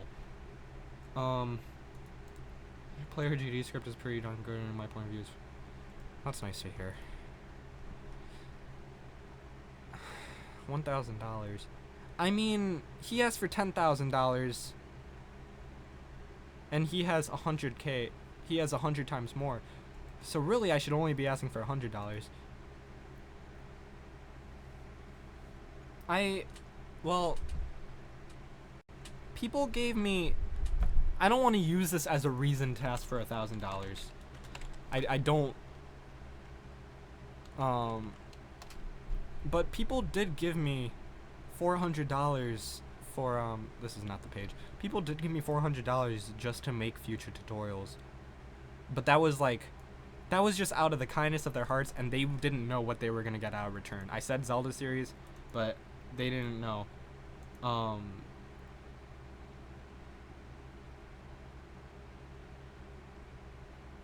If I have here's the thing. If I make the Kickstarter, like I said, I'm gonna have a finished project first. It's gonna be complete. I'm not gonna ask a single cent out of anyone until I make an FPS. Because how the hell am I supposed to tell people, hey, $1,000 and I'll make you guys an FPS without the FPS? So that way, they'll see exactly what they'll be asking for. If I ask for $1,000, I ask for $400 without. I asked for $300, I think, or something like that. I asked for that much money with people just doing it. Now, if I ask for $1,000 and tell people, download this game, you're gonna learn how to make that, then people might be more likely to pledge to it, right? You could base the price on the amount of episodes that the series would have. Like, yeah, that's another thing. I could already, if I wanted to, I could start one right now with just, like, episode 1 would be first person controller. Episode 2 would be this. Episode 3 would be movement. server architecture. Episode 4 would be hit scan stuff, which is what I'm currently in the process of figuring out. And then I could do bonus episodes like how to import from SketchUp. That's something that I've been sitting on for so long that I've been telling people I was gonna do and I haven't yet. So maybe that one would just be for free. But there's definitely things to offer and stretch goals to offer for people. I feel like I could get people's money. I feel like it could be people's money's worth. The first thing I have to do is make this all good. Like, all of this stuff is legit. I do think if I ask for money, I feel like I am legit enough.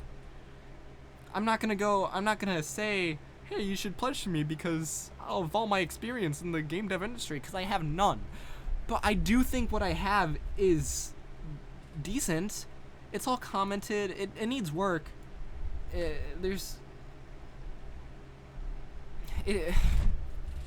does need work. But for $1,000, I'll polish it. You know? Or like, let's say the starter thing would be $500, and then extra $100 stretch goals for more stuff. I think that would be nice, you know? I don't know. Y'all seem pretty like okay with the idea, but the thing is, y'all are the cool people who watch the streams anyway. The people who are just like whatever are just they're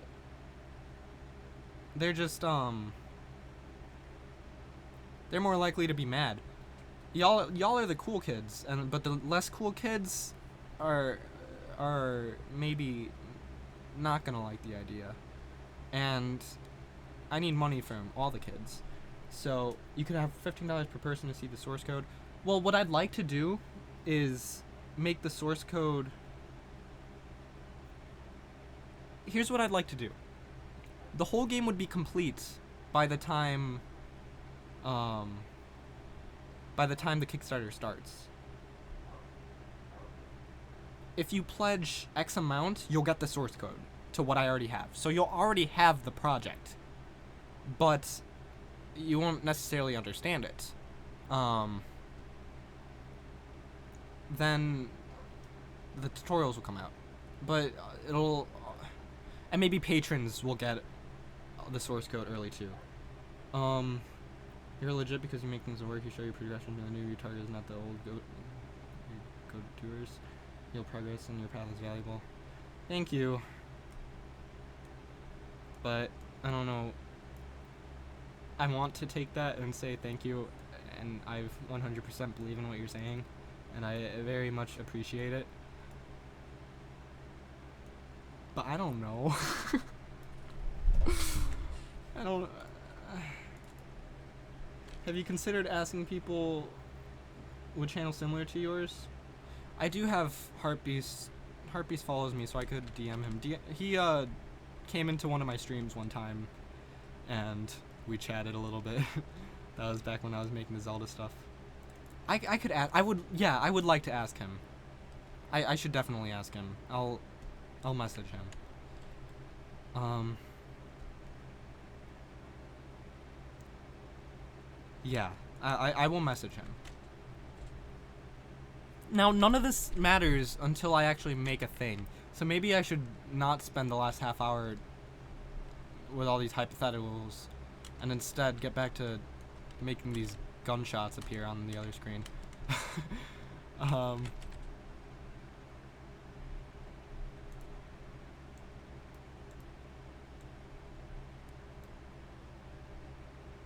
on, doesn't matter, I just wanna... And the other thing is it's a Kickstarter. So if I ask for $1,000 and people say you're dumb, we're not gonna give you $1,000, that's fine.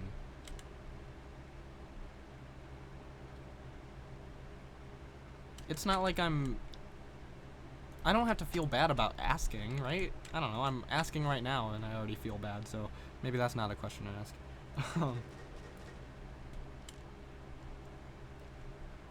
Tell you what, asking for this computer, that was the biggest surprise in my life, and that single-handedly made everything that I've done so far just like, wow, people are great.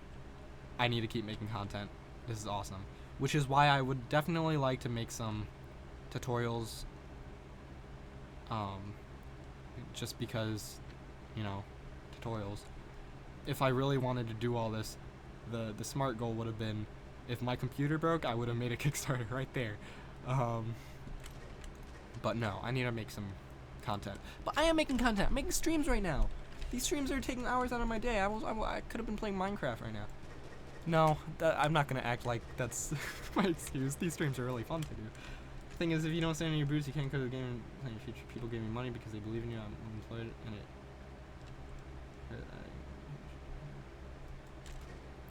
I'm just gonna make this damn content. You should stream playing Minecraft. I legit did that once. I put on my Discord, hey, y'all want to join my Minecraft server? And then on my Twitch, I just played Minecraft, and people actually watched. That was funny. My experience doing a Kickstarter is great if you have the content ready to go. Otherwise, just don't do it. Yeah, like I said, I'll only do the Kickstarter once this entire project is finished. The Kickstarter will only fund the actual scripting, not the scripting, what's the word? Writing the scripts, recording the videos, editing the videos, because that's what takes, making the videos takes a lot more time than, Amelia, what game did you make? But making the tutorial, Adventure OS, never heard of that one.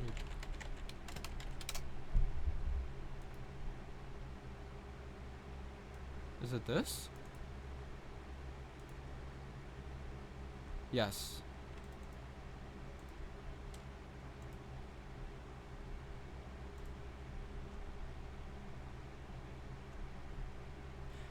How did the Kickstarter work for you? This looks sick, by the way. I don't see the game right now, but I'm just looking at the site, and it's sick.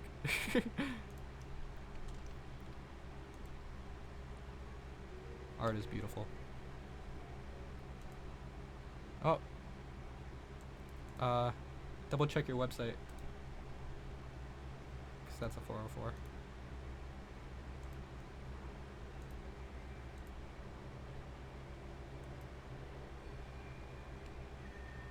That tagline definitely got me interested. I'm gonna look at that later, but I can't. There's your tiny bit of free advertisements. But okay, yeah. If I do a Kickstarter, the game will be done. What people will be paying for are the tutorials. It'll be $1,000. I'm kind of set on that price. $1,000. And for $1,000, you'll be getting the full guide on how to make a online multiplayer first-person shooter. And I will do that once I learn how to do it myself.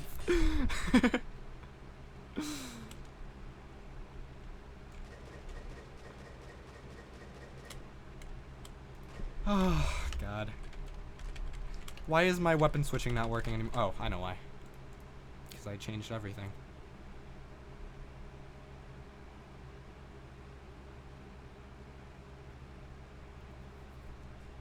Y'all, I love you guys. Thank you for watching, and thank you for your encouragement. This is the kind of stuff that stresses me out so much that I decide not to make anything at all. But if I knew that I'd be able to make a month's worth of money for a month's worth of work, wow, that's tongue twister, then I'd do it. If I knew that this stuff, people would pay for it, I'd do it. Then I'd definitely spend more time working on it. It's just like, I made a grid-based tutorial. A couple people liked it, but could have been better, and it could have done better. So I don't know. But I am very passionate about this FPS project. I am much more passionate about making this FPS project than I was trying to clone Zelda. I'm confident that if I made a tutorial series, then I would... I think it would be good. I'm basing this off of YouTube comments, but I think I'm coherent. I think I could explain how to do stuff and people understand it. And I understand this stuff really well. So I do think that if I made the Kickstarter and people did pay for it, that I'd be able to deliver. That's what I'm thinking. I'm confident in my ability to deliver. I just don't know if I'm confident in my... I don't know if people will want it. Hold on. Clear as something took time to understand the bill. That's what people should pay first. Yeah, thank you. I'm making a 3D RPG in performance. 4.0 will have Vulcan, so performance will get better. That's the other thing. If I do this right now, then 4.0 is gonna come out, and I'm like, fuck.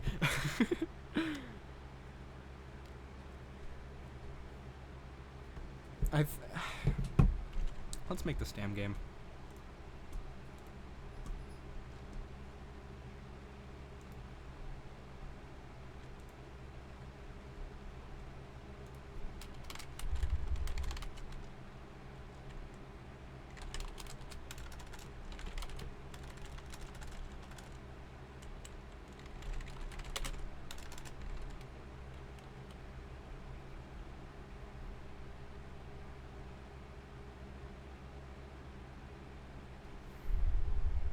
Thank you, Ginger Aegis. Need people like you to grow the community, but we need a bigger community to support you. I feel that. That's how I feel about people getting into Godot. It's people getting into Go don't have enough resources, but there's not enough resources because people won't get into Godot. Yeah, if I make this Kickstarter and it's successful, and then people like the videos, that's the main thing. Yeah, I'll do more. If I can make $1,000 off of something that I feel like I could do in a month. Well, making the game, this is gonna take me a month, but then making the videos will also take another month. But if I can make $1,000 off of it, $1,000 that's more than I'm gonna make at the current job that I'm waiting for them to. You know what happened? I called the job today, the work. I can't say where.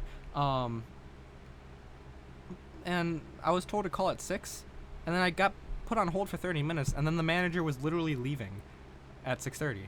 I'm like, I just want to ask when I start, but that's fine. That's fine.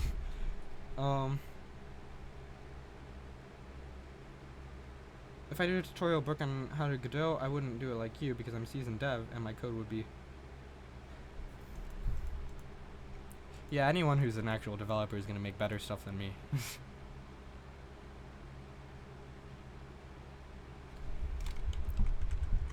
That's why I'm thinking, how could I ask for $1,000 when I don't even have experience? There's always going to be people who say you should have done it like this. And if it was for free, I don't care. But if it was paid, I do. But yeah, that's the nice thing about written tutorials is you could just change it.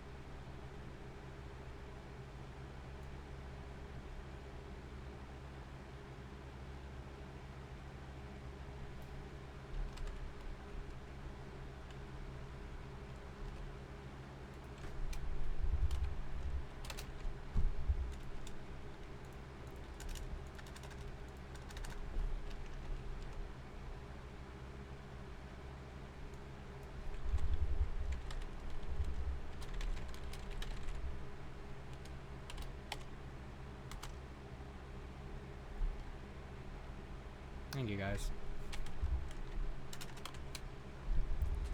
I will think real hard about this, and because if I can make some good legit money off of this, I'll start pursuing this instead of looking for retail jobs. Because it's always nice to be able to make money off of things you actually like. And I actually like the stuff. And all this would be a nice thing to put on my resume for when I get out of university.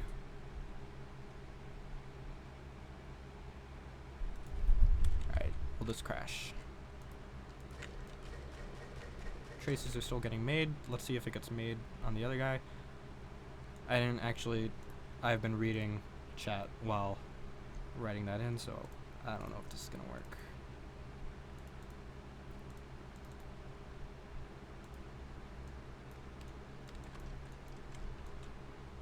No tracer. No tracer at all. Where'd it go? Oh, no, it's still there. Oh, it's working. Sick. Okay. Sweet. Tracers work.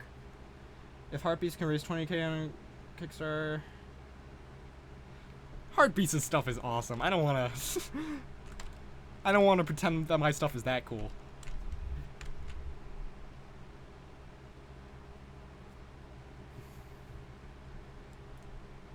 Fresh point of view.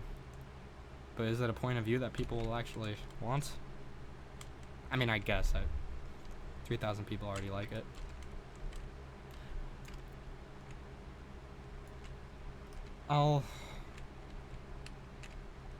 Thank you guys.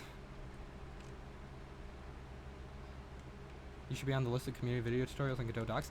I think I already am, actually. I mean, people on Reddit put like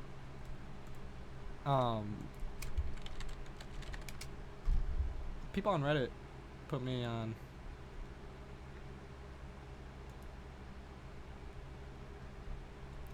If I'm not here, I'm honestly gonna be a little tiny bit upset. I am not.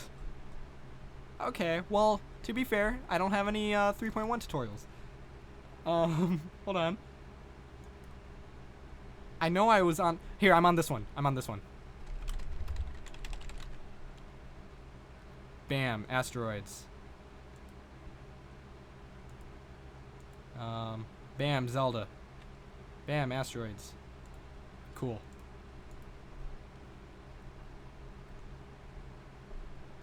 Okay.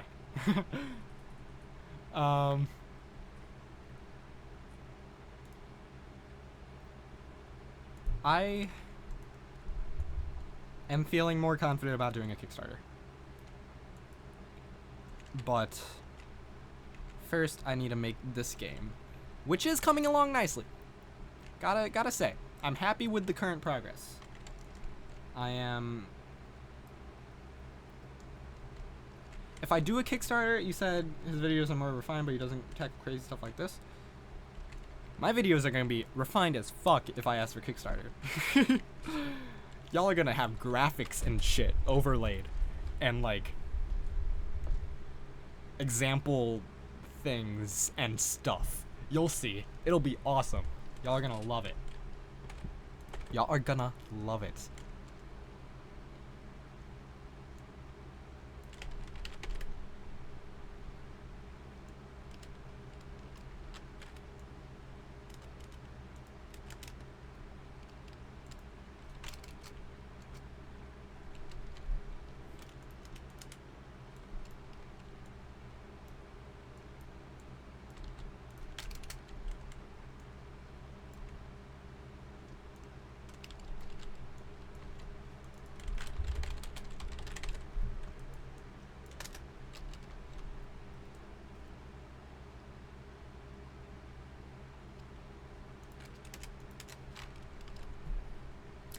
If you do it, count your time. Don't overdo it, you'll burn. I like the sentiment. But I will make it perfect. The heck? It's gonna be the best shit you've ever seen in your life. And that's a promise.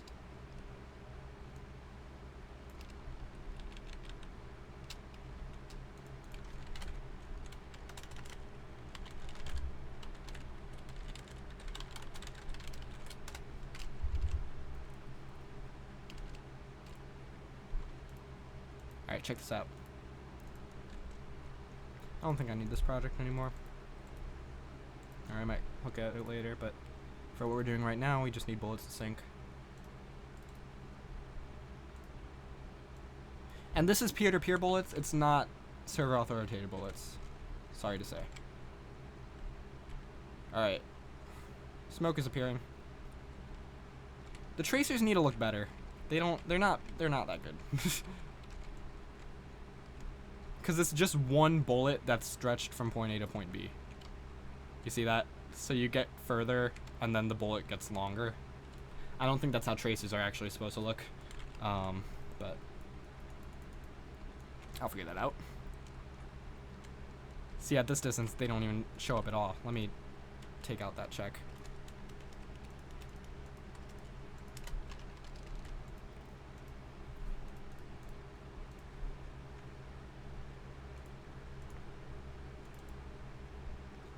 Will this be open source? If not already, sure will.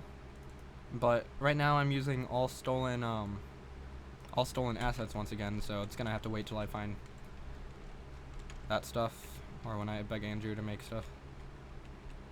Alright, that looks a little better.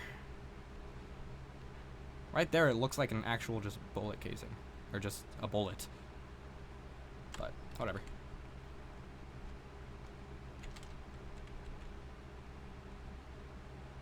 Okay, so we got multiplayer.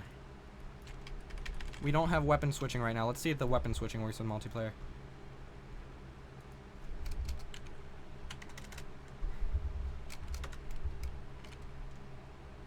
Right, that's not here. Weapons, ready.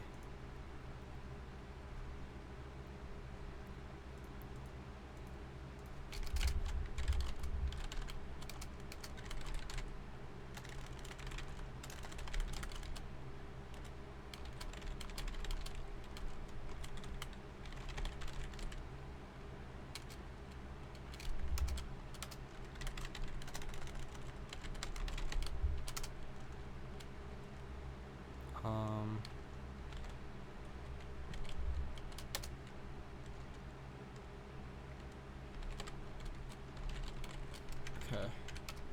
If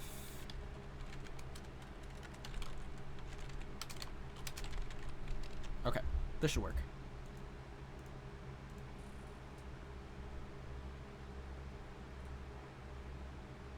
Are you leaving, Kane? See you, dude. Thanks for coming. Do you plan on making AI, or is it going to remain strictly multiplayer? I'm only making multiplayer because I don't know how to make AI. If I knew how to make decent enemies and stuff, this would be a single player game, and I wouldn't have to, I wouldn't be doing any of this. It's just, I know how to make multiplayer better than I know how to make AI, so I'm making multiplayer. Alright. Weapon switching is still not working, unfortunately. Hold on.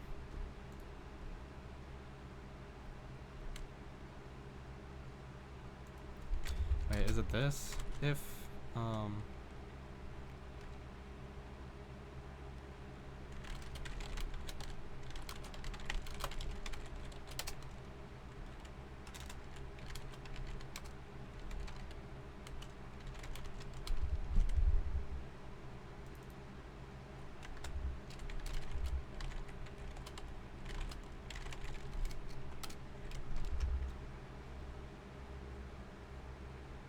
should be match event scan code, not match event.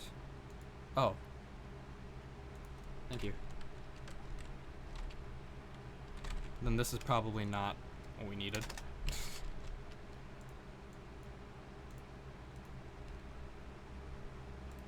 Should probably test this stuff in single player as well as multiplayer, but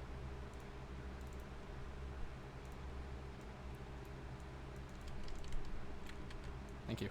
Yep, that was it. Yep, and it allows weapon switching and it syncs properly. Sweet. Okay. Well, the thing is, it's not even creating the raycasts for the other player. It's just creating the tracers and that stuff. All of the hitting logic is, unfortunately, for the time being, going to be done by the client that shot, which is open to cheating, but I need to read another guide on lag compensation for hit scans. But that should be a lot easier, because I couldn't figure out how to do lag compensation for projectiles, but apparently no one does. So whatever. Made me feel a lot better when I saw that TF2 doesn't even do it. Alright, so now we got 2 guys that can run around. I could add health, because it's just damage. It's just whatever. It's easy. Adding actual combat here would be easy. The only thing is I removed a lot of the code that made it work, and I don't want to put that in on stream. Honestly, I'm 20 minutes over my only 2 hours per stream rule that I'm trying to do, but I spent an hour of that talking about fucking whatever, so I'm gonna keep going. I want to keep my streams to 2 hours so that I don't spend 8 hours working. I want to leave stuff fresh for the next stream. But I haven't done enough on the stream. I've done barely anything on the stream. I added a shotgun and added some multiplayer, which sounds like a lot, but I made that multiplayer in April. This is pretty cool though, right? There's 2 players, 2 weapons. You can run around, switch weapons, and it works. There's no damage logic yet, but that's just another thing.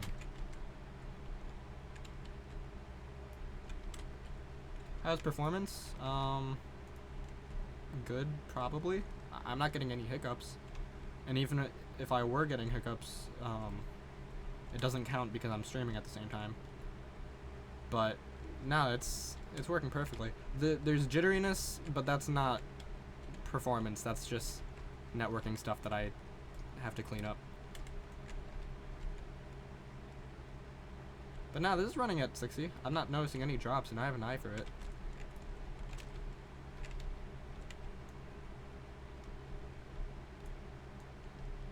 This is sick. Sorry guys, I'm gonna pat myself on the back right now. This is sick. The tracers suck though.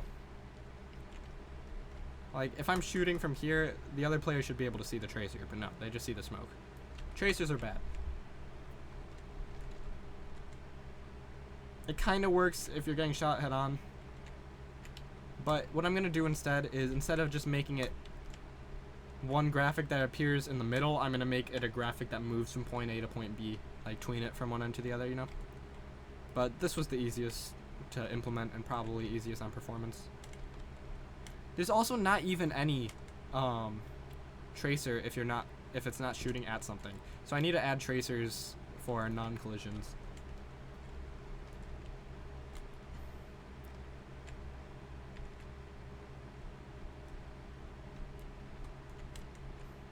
The real mechanic for tracer bullets is 1 in 10 leave a trail of burning metal particles. What do you mean by that?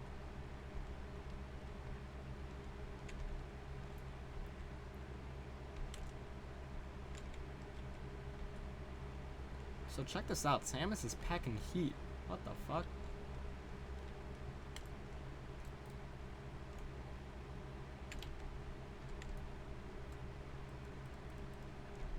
Oh.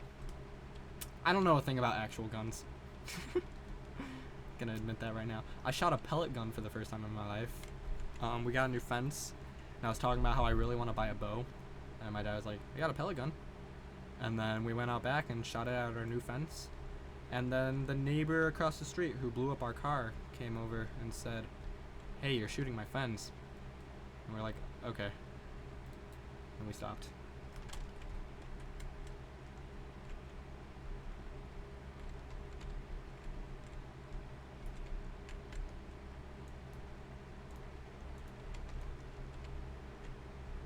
You should release the code after each stream for Patreon, Kickstarter, Discord, etc. Even if it's not working, I think most of us can scavenge.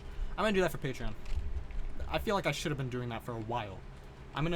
This stream stuff is gonna be on Patreon. All of it.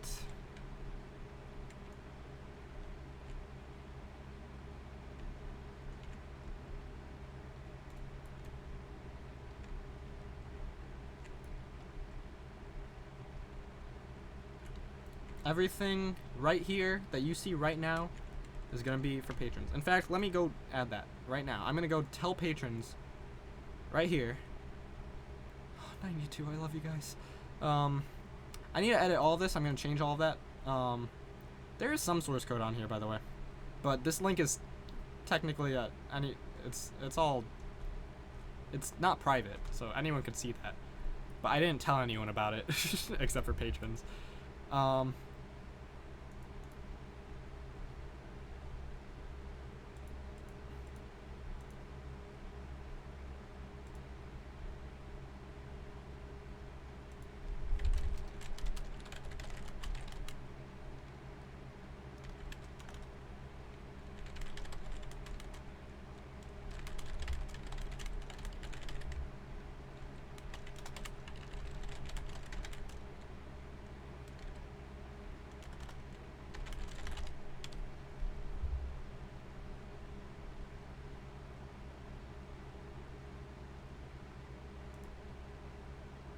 Wait, no, save it.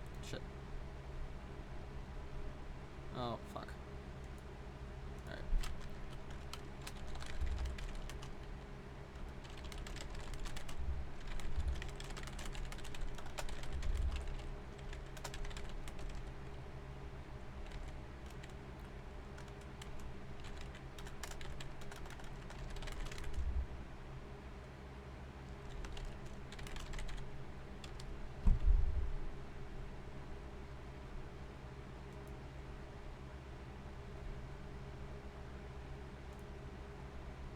Oh, I also need to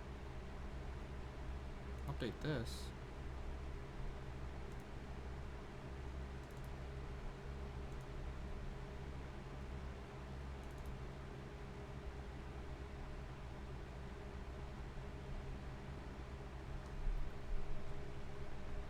I'll update that later.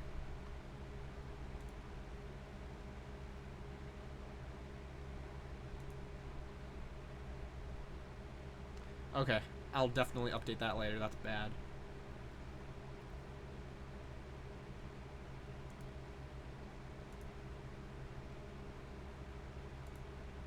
Hey, welcome to Discord.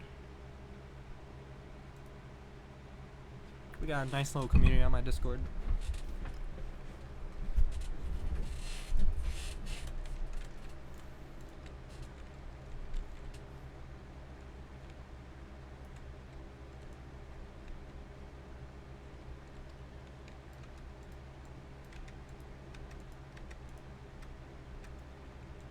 Okay, so let's see. Yeah, if y'all want every single thing you see right here, go join my Patreon. $5. I'll probably give it to everyone. There's a couple $1 patrons that have been pledged for a little while, so just this time it'll be for everyone. Can you make a Kickstarter where you pay it one at a time thing? Well, Kickstarter would be for legit stuff. If you wanna, I wanna say you've been here for a while. I'll just give you the code, but I can't just say that because if I'm gonna ask money from anyone, I've gotta ask money from everyone. These projectiles are raycasts. If you want to like throw $5 on my itch or something, I'll send it to you.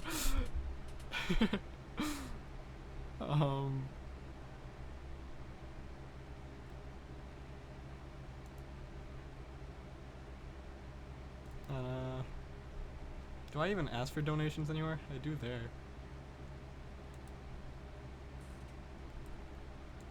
I will make this accessible to everyone, even if they're not. Well, then it just feels like I'm selling source code. How about this? I don't know. Yeah, I understand not wanting to. Here's the thing, and I know this is gonna sound dumb, but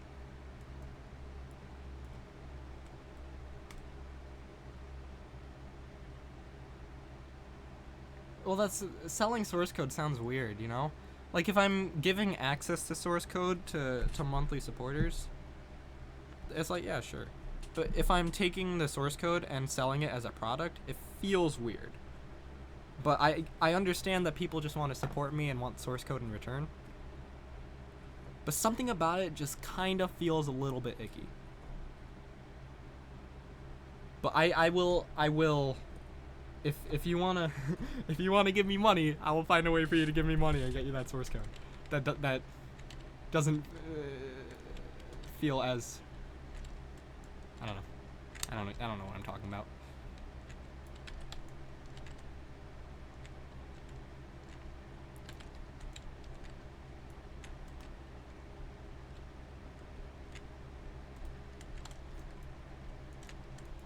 It's pretty cool though, right? Do y'all hear this? Oh, there's no sound. Never mind.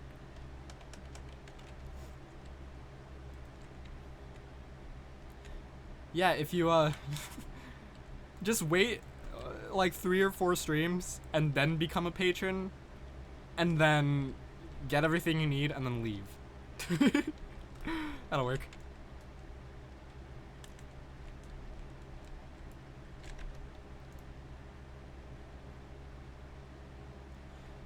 My Patreon's currently set where it only asks for money the first... Here's the thing. People could totally do that without paying a single cent. It doesn't...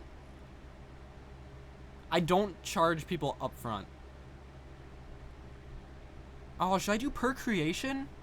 No, that's terrible. What am I talking about? No, definitely not. If I charge people up front, then I can't be stolen from. But then if someone pledges on the 30th, then they get charged twice, and that's... I'll let people steal from me once in a while. Just don't do it, guys. The other option is just wait. Only give the reward at to people who have been patron for a month. But then that's not fair to the people who only want to do it for one thing. I'll figure it out. I'm gonna keep it as is for now. I also made a Ko-Fi. I don't use it, but I have one.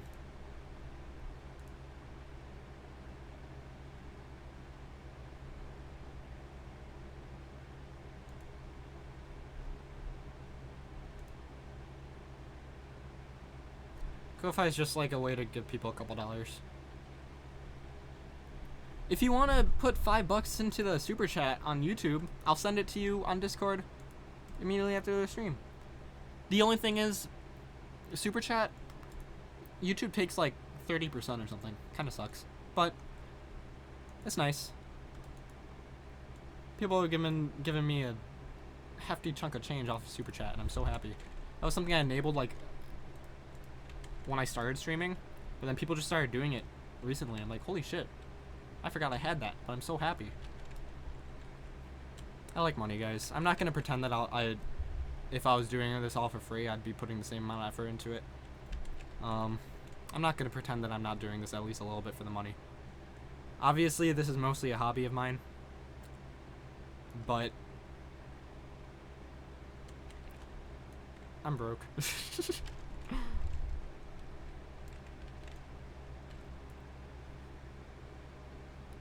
I do have a PayPal. What do I... Alright, I need to make... I just made a new PayPal. I should start adding PayPal to my links. Not that I expect people to want to give me money all the time, but...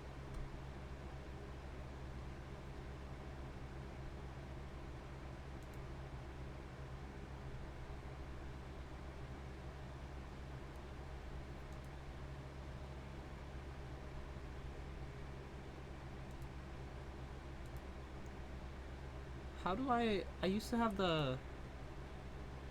Oh, PayPal.me. That's what I had.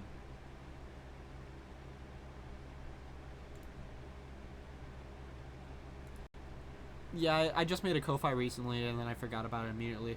I'd rather do, PayPal than Ko-Fi, honestly. Or should I do Ko-Fi? I'll do Ko-Fi instead.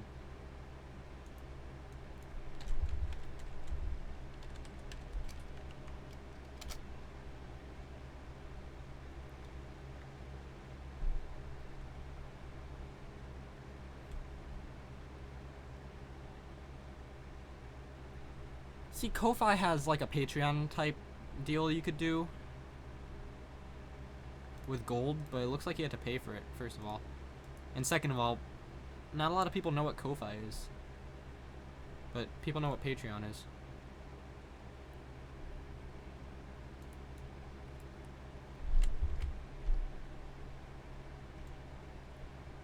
I'll worry about how I'm gonna ask you guys for money at another time. I feel like I've been doing that a lot this stream. Feel like a douchebag. I will worry about what you guys are actually here for and make this damn game.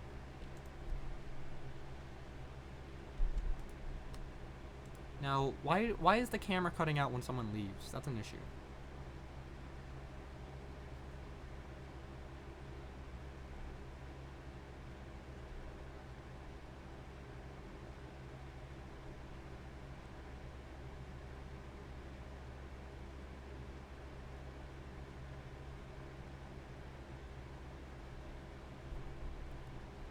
Something here ain't right.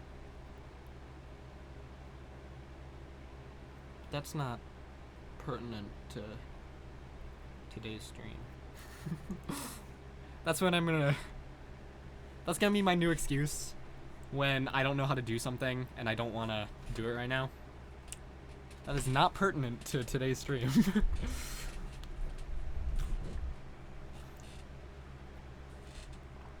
If you hear me say that, I'm bullshitting.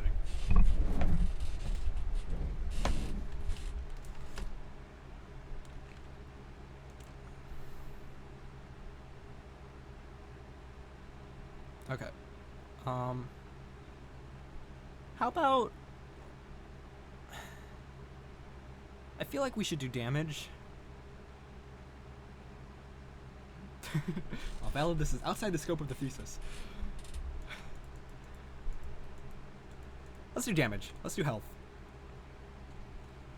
And we're not going to do it server side. We're just going to do it the bad way. So who cares, you know? How am I handling HUD right now? Do I even have a HUD? I don't. Oh, I do. Yes, I do. What am I talking about? So how does this work? Health just pulls the player's health. That's good. Let's add damage values to... No, let's not do it damage values right now. Let's make this work at all first.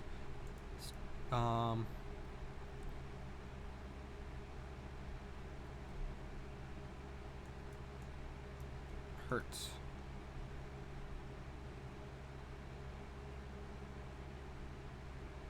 Okay. So... Okay.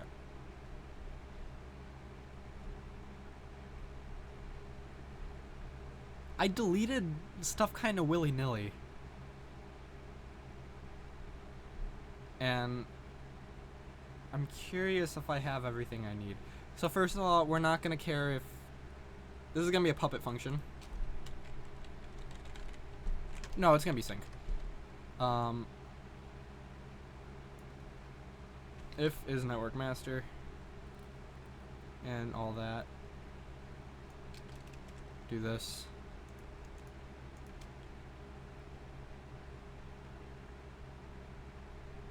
Damage angle. Well, we're not gonna do knockback. Or yeah, we are. I want knockback. You kidding me? These bullets gotta push. But how are we gonna do that is the question. If get bullet dot collider dot get group or is in group player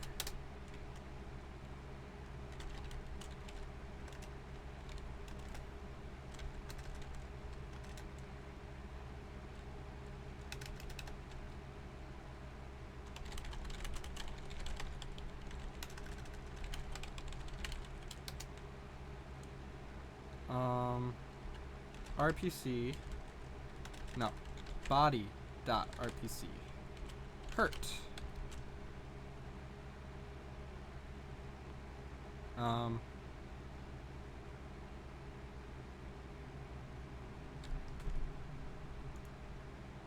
damage.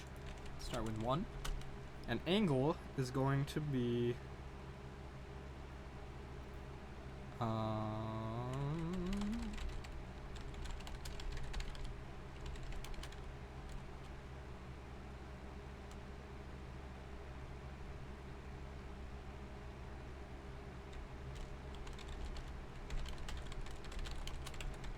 let's see if this works. First, let's see if it crashes in single player. Nope.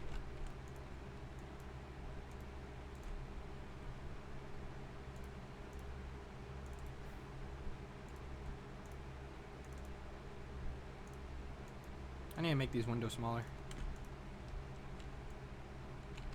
Alright, does not work, but they're also not colliding at all. See that? Smoke's appearing behind.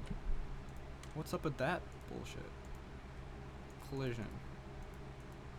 It's because they're on another layer. Gotcha, bitch. I gotta stop swearing. This is family friendly.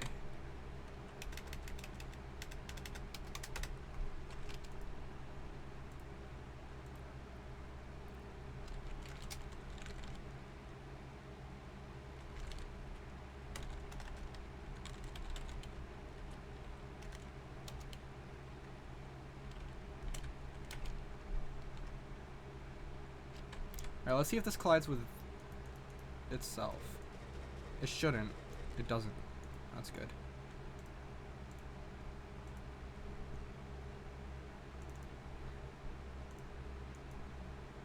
Oh.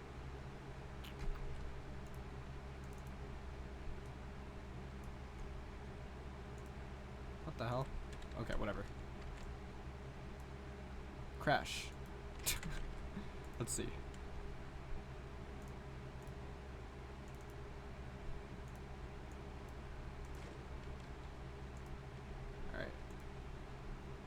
Angle 2. Okay.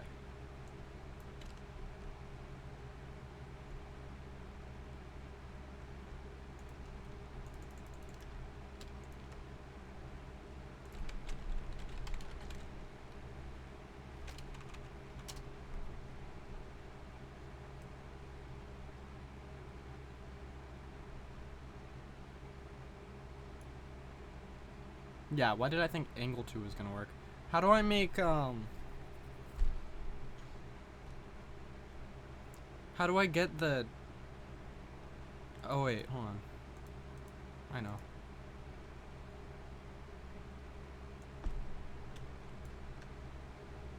It's gonna be...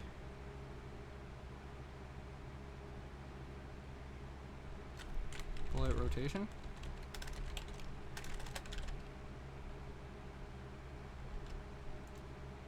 Go with that.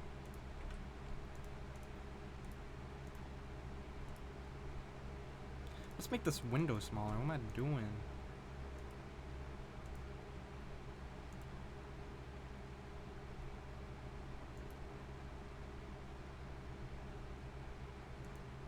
Let's do half.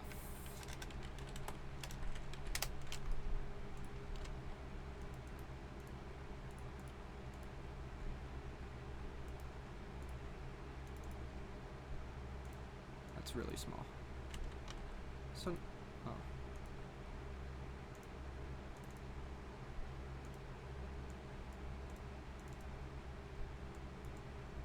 That's what she said. Okay.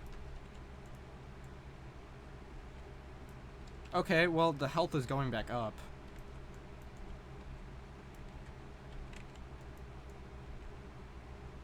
And he's not really moving. Oh, it's because it's not getting put into the server authoritative shit, I think. Like, these are illegal movements and health changes. I think if this guy shoots him, then it'll stick. Yeah, see? That's all server shit. Also, why is it only accepting 1 bullet? Okay, so I have to make the bullet server authoritative before it'll work. Lord help me.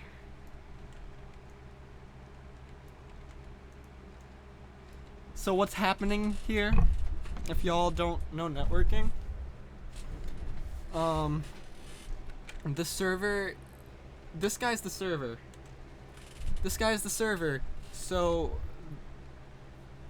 all the clients, which right now is just this guy, the clients is sending the server his state, and then the server's, no, the client's not doing the state. The server's handling the state completely, and the server thinks that this guy's got 100 HP, so even though the server's telling him right now, hey, I'm dealing damage to you, the server's state that it's packaging and sending to him at the same time is saying, hey, fuck you, no you're not. So the easy fix is to just take the HP out of the state that's getting sent. Create server state, we got health here. Let's just take that out for now. Where do we sync the health? I thought it would be here.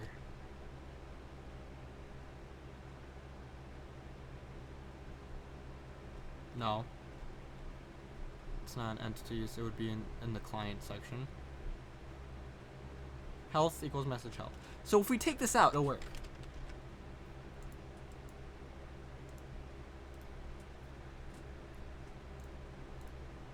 Hope that explanation makes sense. Y'all let me know if there's anything that anything you care about that you want to hear more of, but I gloss over. Here's the other thing that's related, which is why we do need the server to handle this stuff, is the server, or the client could deal damage to the server and he gets knocked back, but since the server is constantly trying to update this guy's position, he's just gonna stay still, which is a damn shame, because that means we gotta do actual work. So let me think.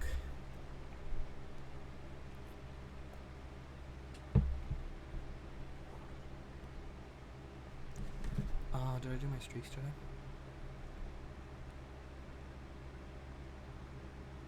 I did not. Oof, hold up.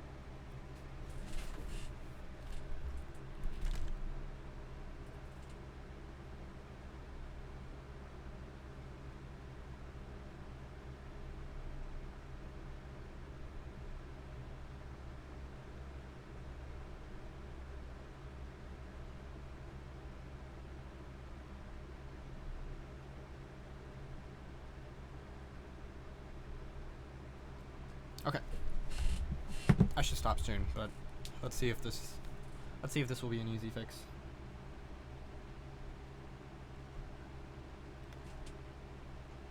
So basically, let's undo all the stuff we just did.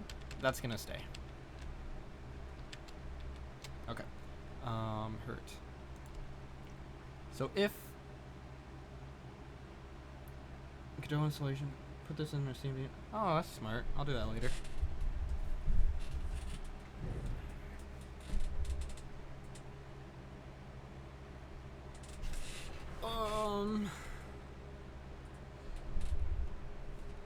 If is network master or is network server,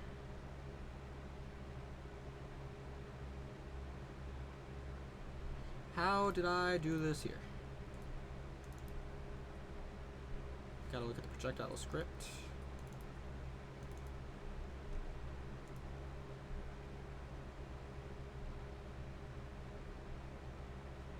Hello?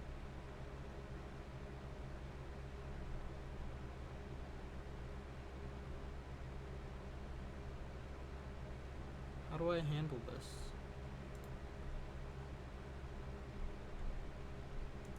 Uh-oh. This is what I like to call an issue,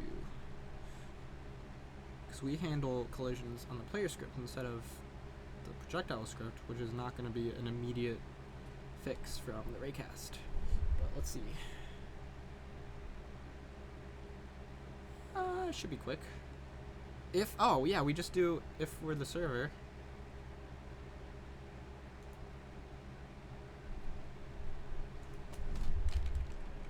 No.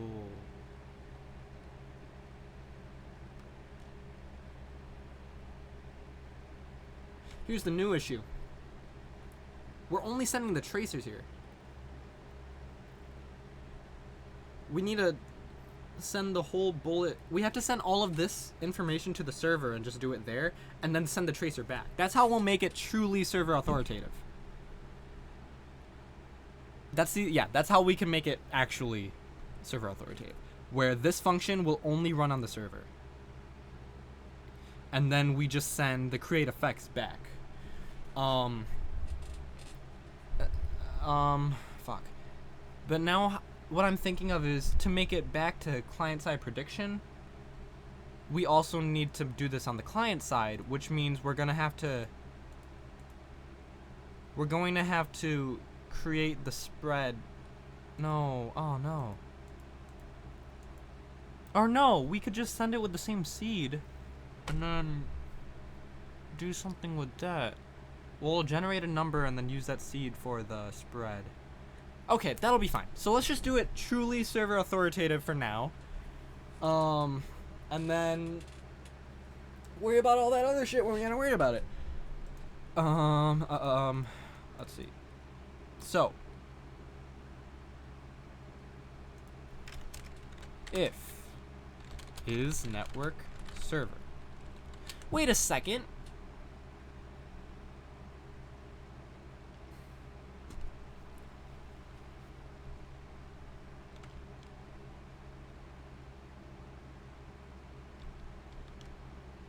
Okay. No, I got it. I get it now.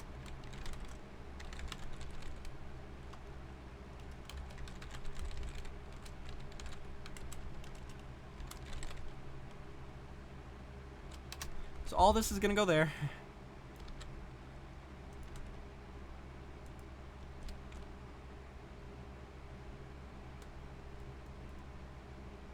No, hold on. Because here's the thing, none of these animations are getting called. Well, maybe they should.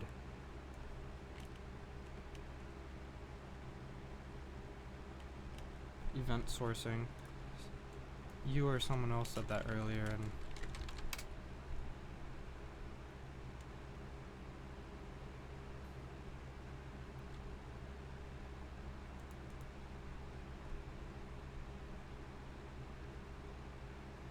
is this just to make it all deterministic?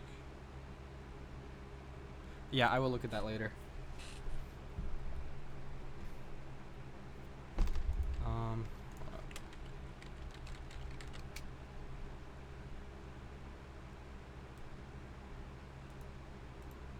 So,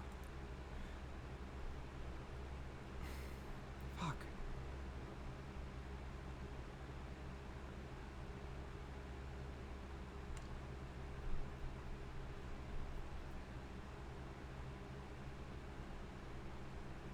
Oh, hold up. Hold up.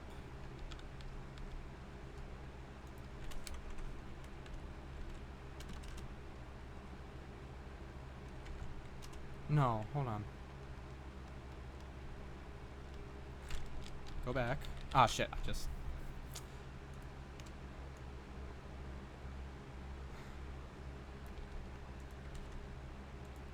So, if is network, no, if get treat is network server, RPC fire bullets, amount spread, and then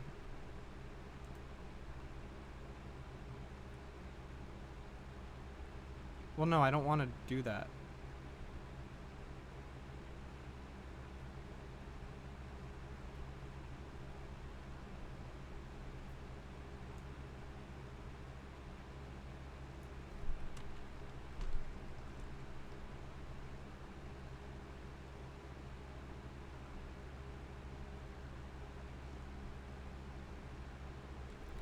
Without client-side prediction, couldn't you just run that on the server and just instantiate a visual bullet on client-side? Yes, that's what I'm trying to do.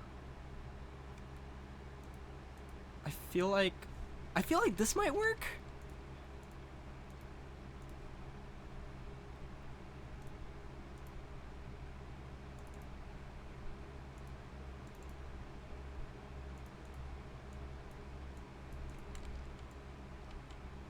No. False. Also, hold on.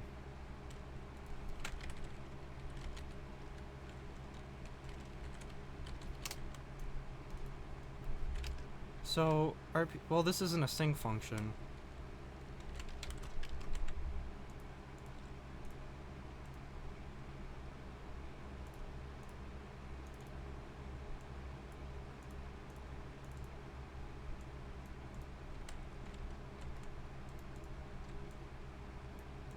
No. Should it be a master function? Hold on. Yeah, only the server. Oh, yeah, that's why I had to do. Wait, what? The fuck?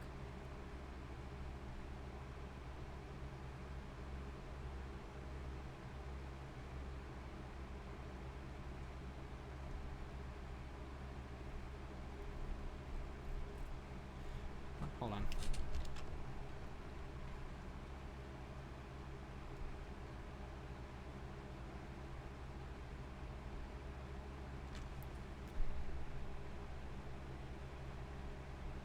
So,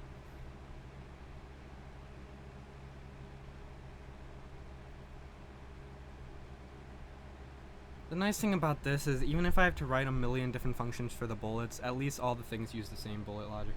Shouldn't fire bullets be synced too, or am I misunderstanding? I'm misunderstanding right now, so I can't answer that. But fire, because for fire, it'll only work if this is the server, but that's gonna... This should not be sync. Or should it be sync? Fuck, you're right. No, but it can't be synced because it's not an RPC call. Oh, hold on.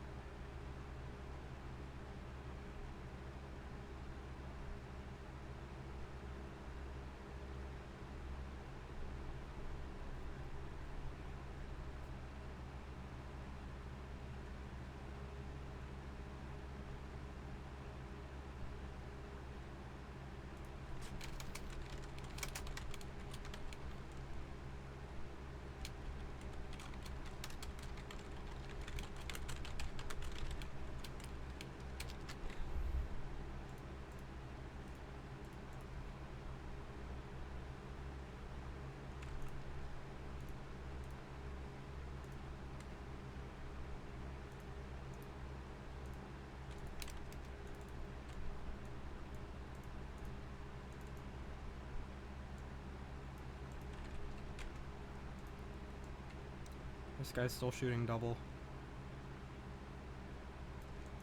And the other shot is going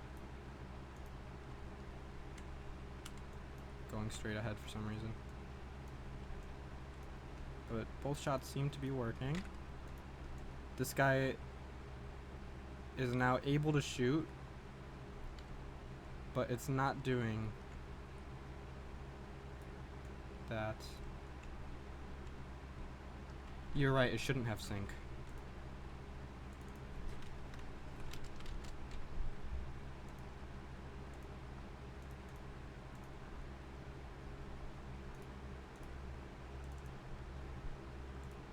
Because that's going off of some information that's not being sent.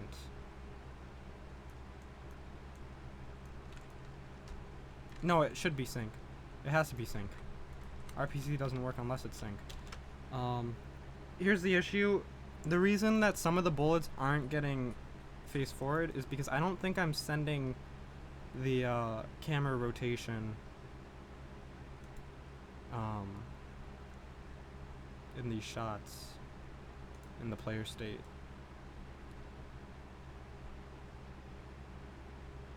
I think I'm only sending the actual rotation. Yeah, because the actual rotation... Hold up. How did I do this here?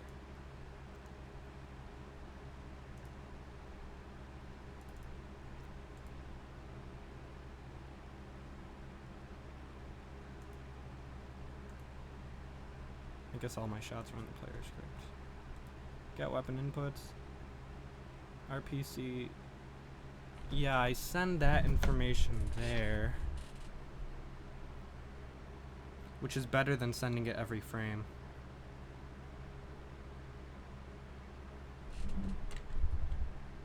Hold up. Yeah, why don't I just send that information?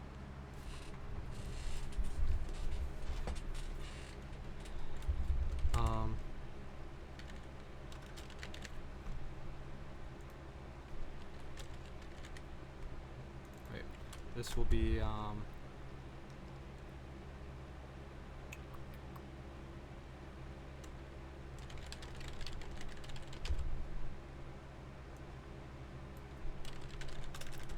don't know. Let's see.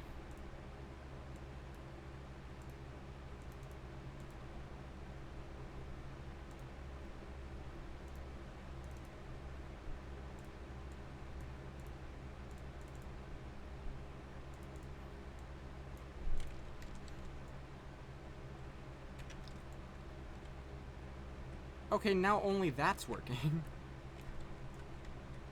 Oh wait, just kidding.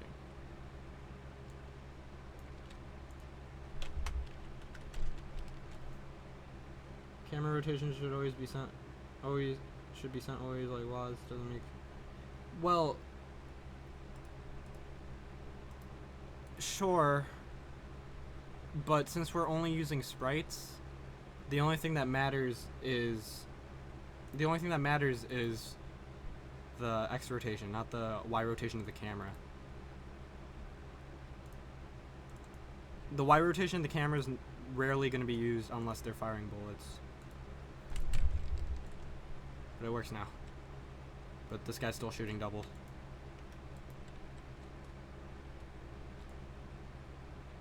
This guy could shoot one, and he could even shoot the server, and it seems to kind of be working. It's only moving in one direction for some reason. How about you? Alright, same direction, so at least it's that.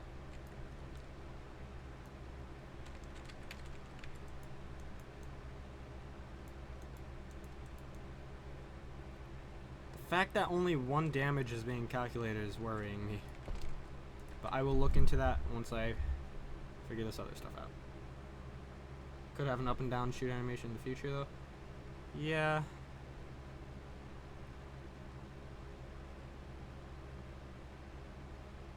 Yeah. Well, if we get there, then I'll change it. For the actual, if I make this into a tutorial series, I might redo this project with models. Yeah, maybe I should just change this. I'm not going to change this on stream. But if I change this, then I'd be able to adapt this to models really easily. Because all the sprite logic's just here. It's just more animations. Instead of changing the sprite on the animations, it'll be another thing. Let's, hold on, I'll be right back. You said chocolate doom, and that just made me want chocolate. Hold on.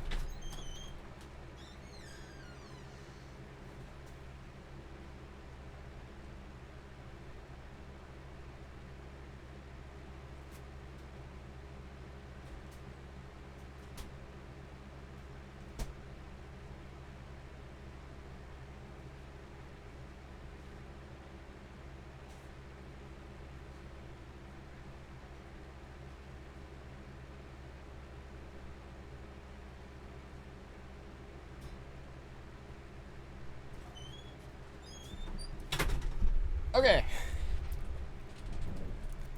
How does shotgun work? Are there a bullet thing by each pellet? Also, I think that's why it's only one damage. All the pellets are just one bullet. It should be each pellet is a kind of bullet.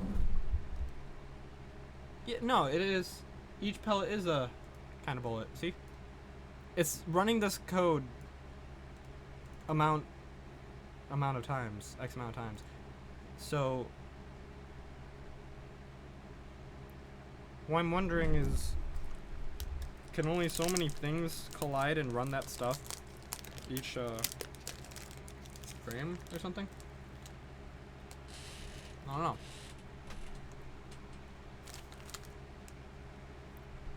Can it only be, can this data, this hurt data only be sent once per tick? Maybe we had to find all the times. We had to make an array. Like, in this script, we'll have an array that adds each collision. Then we'll do this number will be that. That's what I'm gonna do. That's gonna work. But I'll do that in a minute. Thing is, when the server shoots, there's 2 bullets, but only 1 damage client side. No, yeah, I'll fix the 1 damage thing. The 1 damage isn't because the server has 2 bullets. The 1 damage is something else, which I think I have the answer to. The 2 bullets thing is an issue. That's the current problem.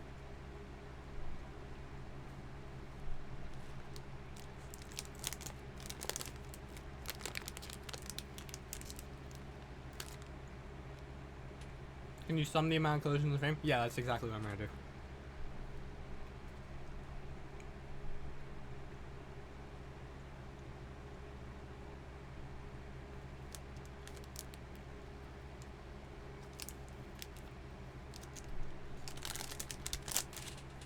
If you want, I could do that right now.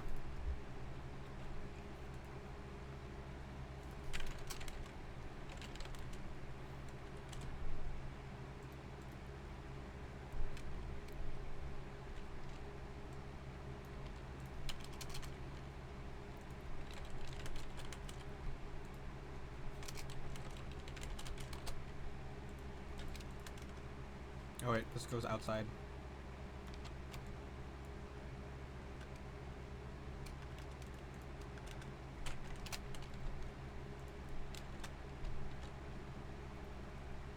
Oh, sorry. I'll stop chewing.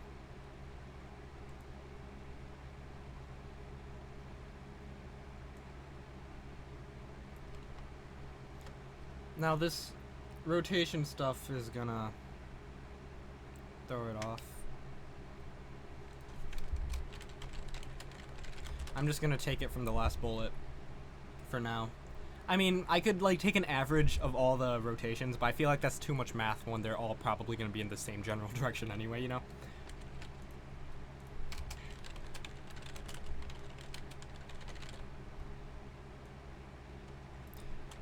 But this is technically a band-aid solution.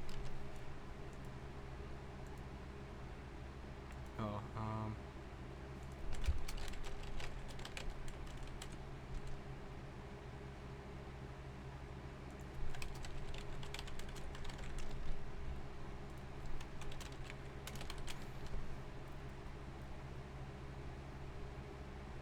well, I don't need to do that. I could have just done...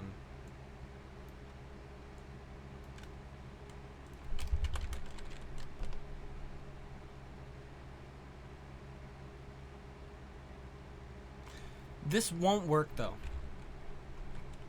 This is not perfect.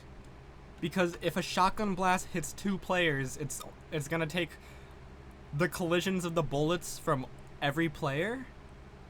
And then, like, if half the bullets hit 1 player and half the bullets hit another player, then all the damage is gonna go to 1 player. So that's an issue. That is an issue that I will think about. For 2 players, this will kind of work. But that is, yeah, I'm gonna forget about that, by the way. I'm gonna forget that that's a thing. Also, it's not working. Fuck.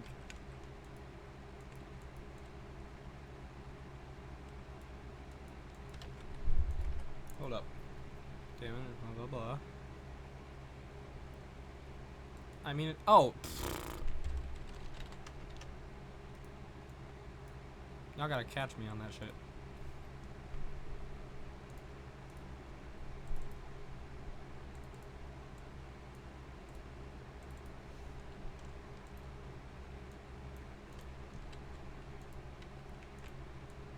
Wait, so it's spawning 2 bullets? Wait, I think it's... No, it's spawning 2 bullets, but only one of them's actually doing...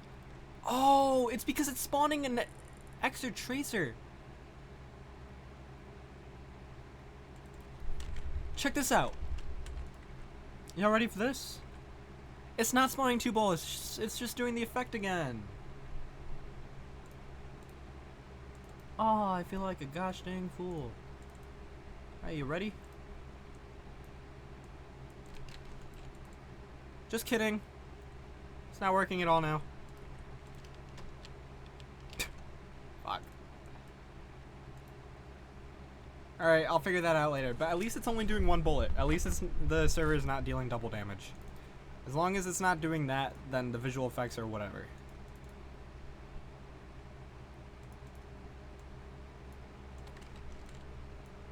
See that? 2 particles are coming out.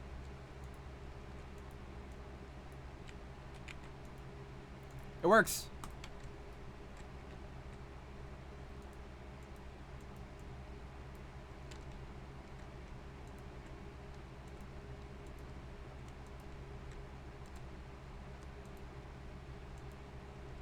It works. No double damage either. Yatta indeed. Fuck, I love video games. He's gaining health.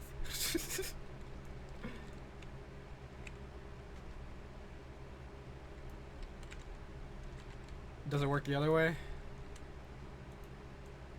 Sure does, buddy.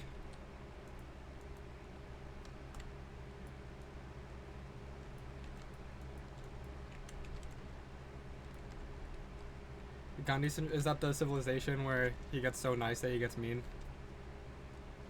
I never played Civ, but I've heard about that. Oh my god, this works! Yes!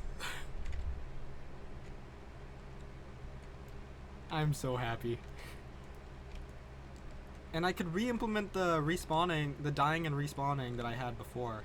Dude, oh my god! Okay, here's the thing I really want to try. But it'll break the stream. I have a lag switch, which is how I test how the game would feel under poor conditions. I'll try that later and let you guys know how it works. If I try it during the stream, it's gonna fuck everything up. But oh, I'm so happy. Check that out. I like how the smoke comes off the bat. Oh man. Wait, why is it not doing 2 anymore? Is it working now? It's only doing 1 particle. Wait, it was this guy. Just kidding, never mind. But it's doing 2 on both screens. So that's fine. This stuff isn't working right now. The angle. Let's figure that out. Rotation.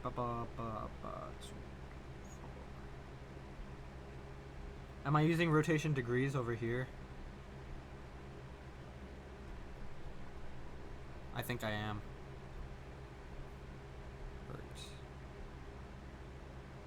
I think. What about third client? I will try with a third client. You're right. I should have been testing that in general. Also, I think the reason that the rotation isn't working is because I'm using rotation there. Let me...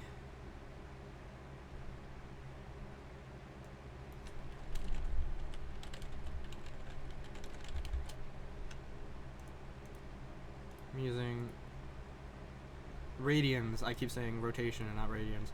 Sorry. So let's try this. Server gets the... It's probably gonna get a effect for every player. Because look, now second player is here, and it's getting double. Now third player is here. It's getting triple. So there's some insight. How about this? Oh, that didn't fix that.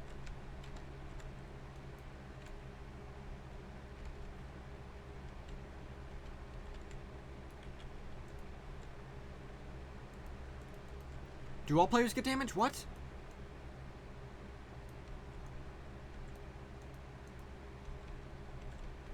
No, they don't.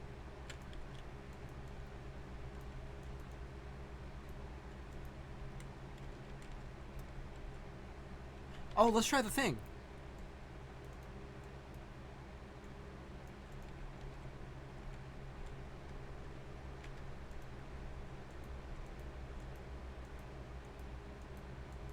Oh wait, no, it's working properly. I think. Here, I need to test it with full health.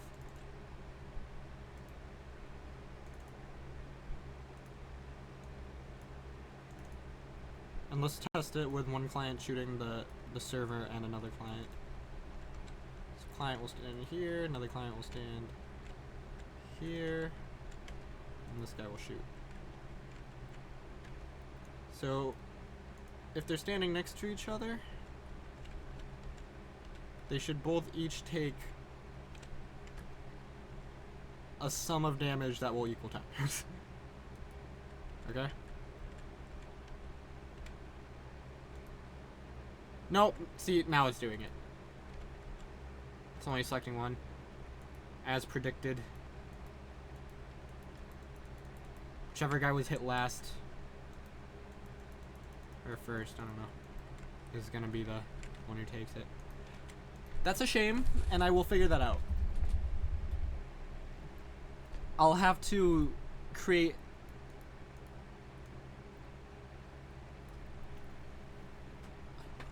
Let me figure this out right now.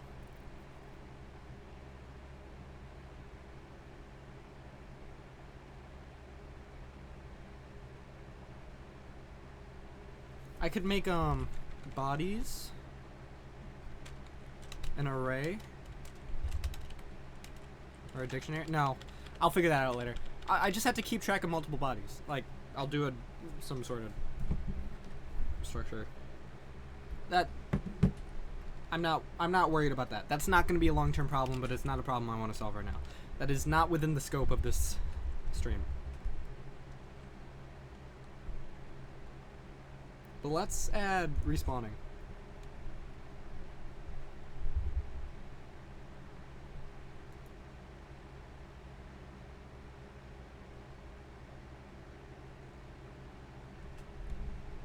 Speaking of scope of the stream, it's 3 hours and 20 minutes. I'm gonna stop. It is, I feel like we got some good-ass progress today. I'm very happy with this. So, yeah. Thank y'all for coming. It's a fun time. It was a good stream. I'll stream again. I might, this was just a switch-up stream. I'm supposed to be finishing Stars Align. The next stream might be Stars Align, is what I'm saying. Or it might be this. This depends on when I want to work on, Friday, probably. Tomorrow I'm busy. But, yeah, thank you so much for coming. I'll have some more good shit for you soon. So, see ya.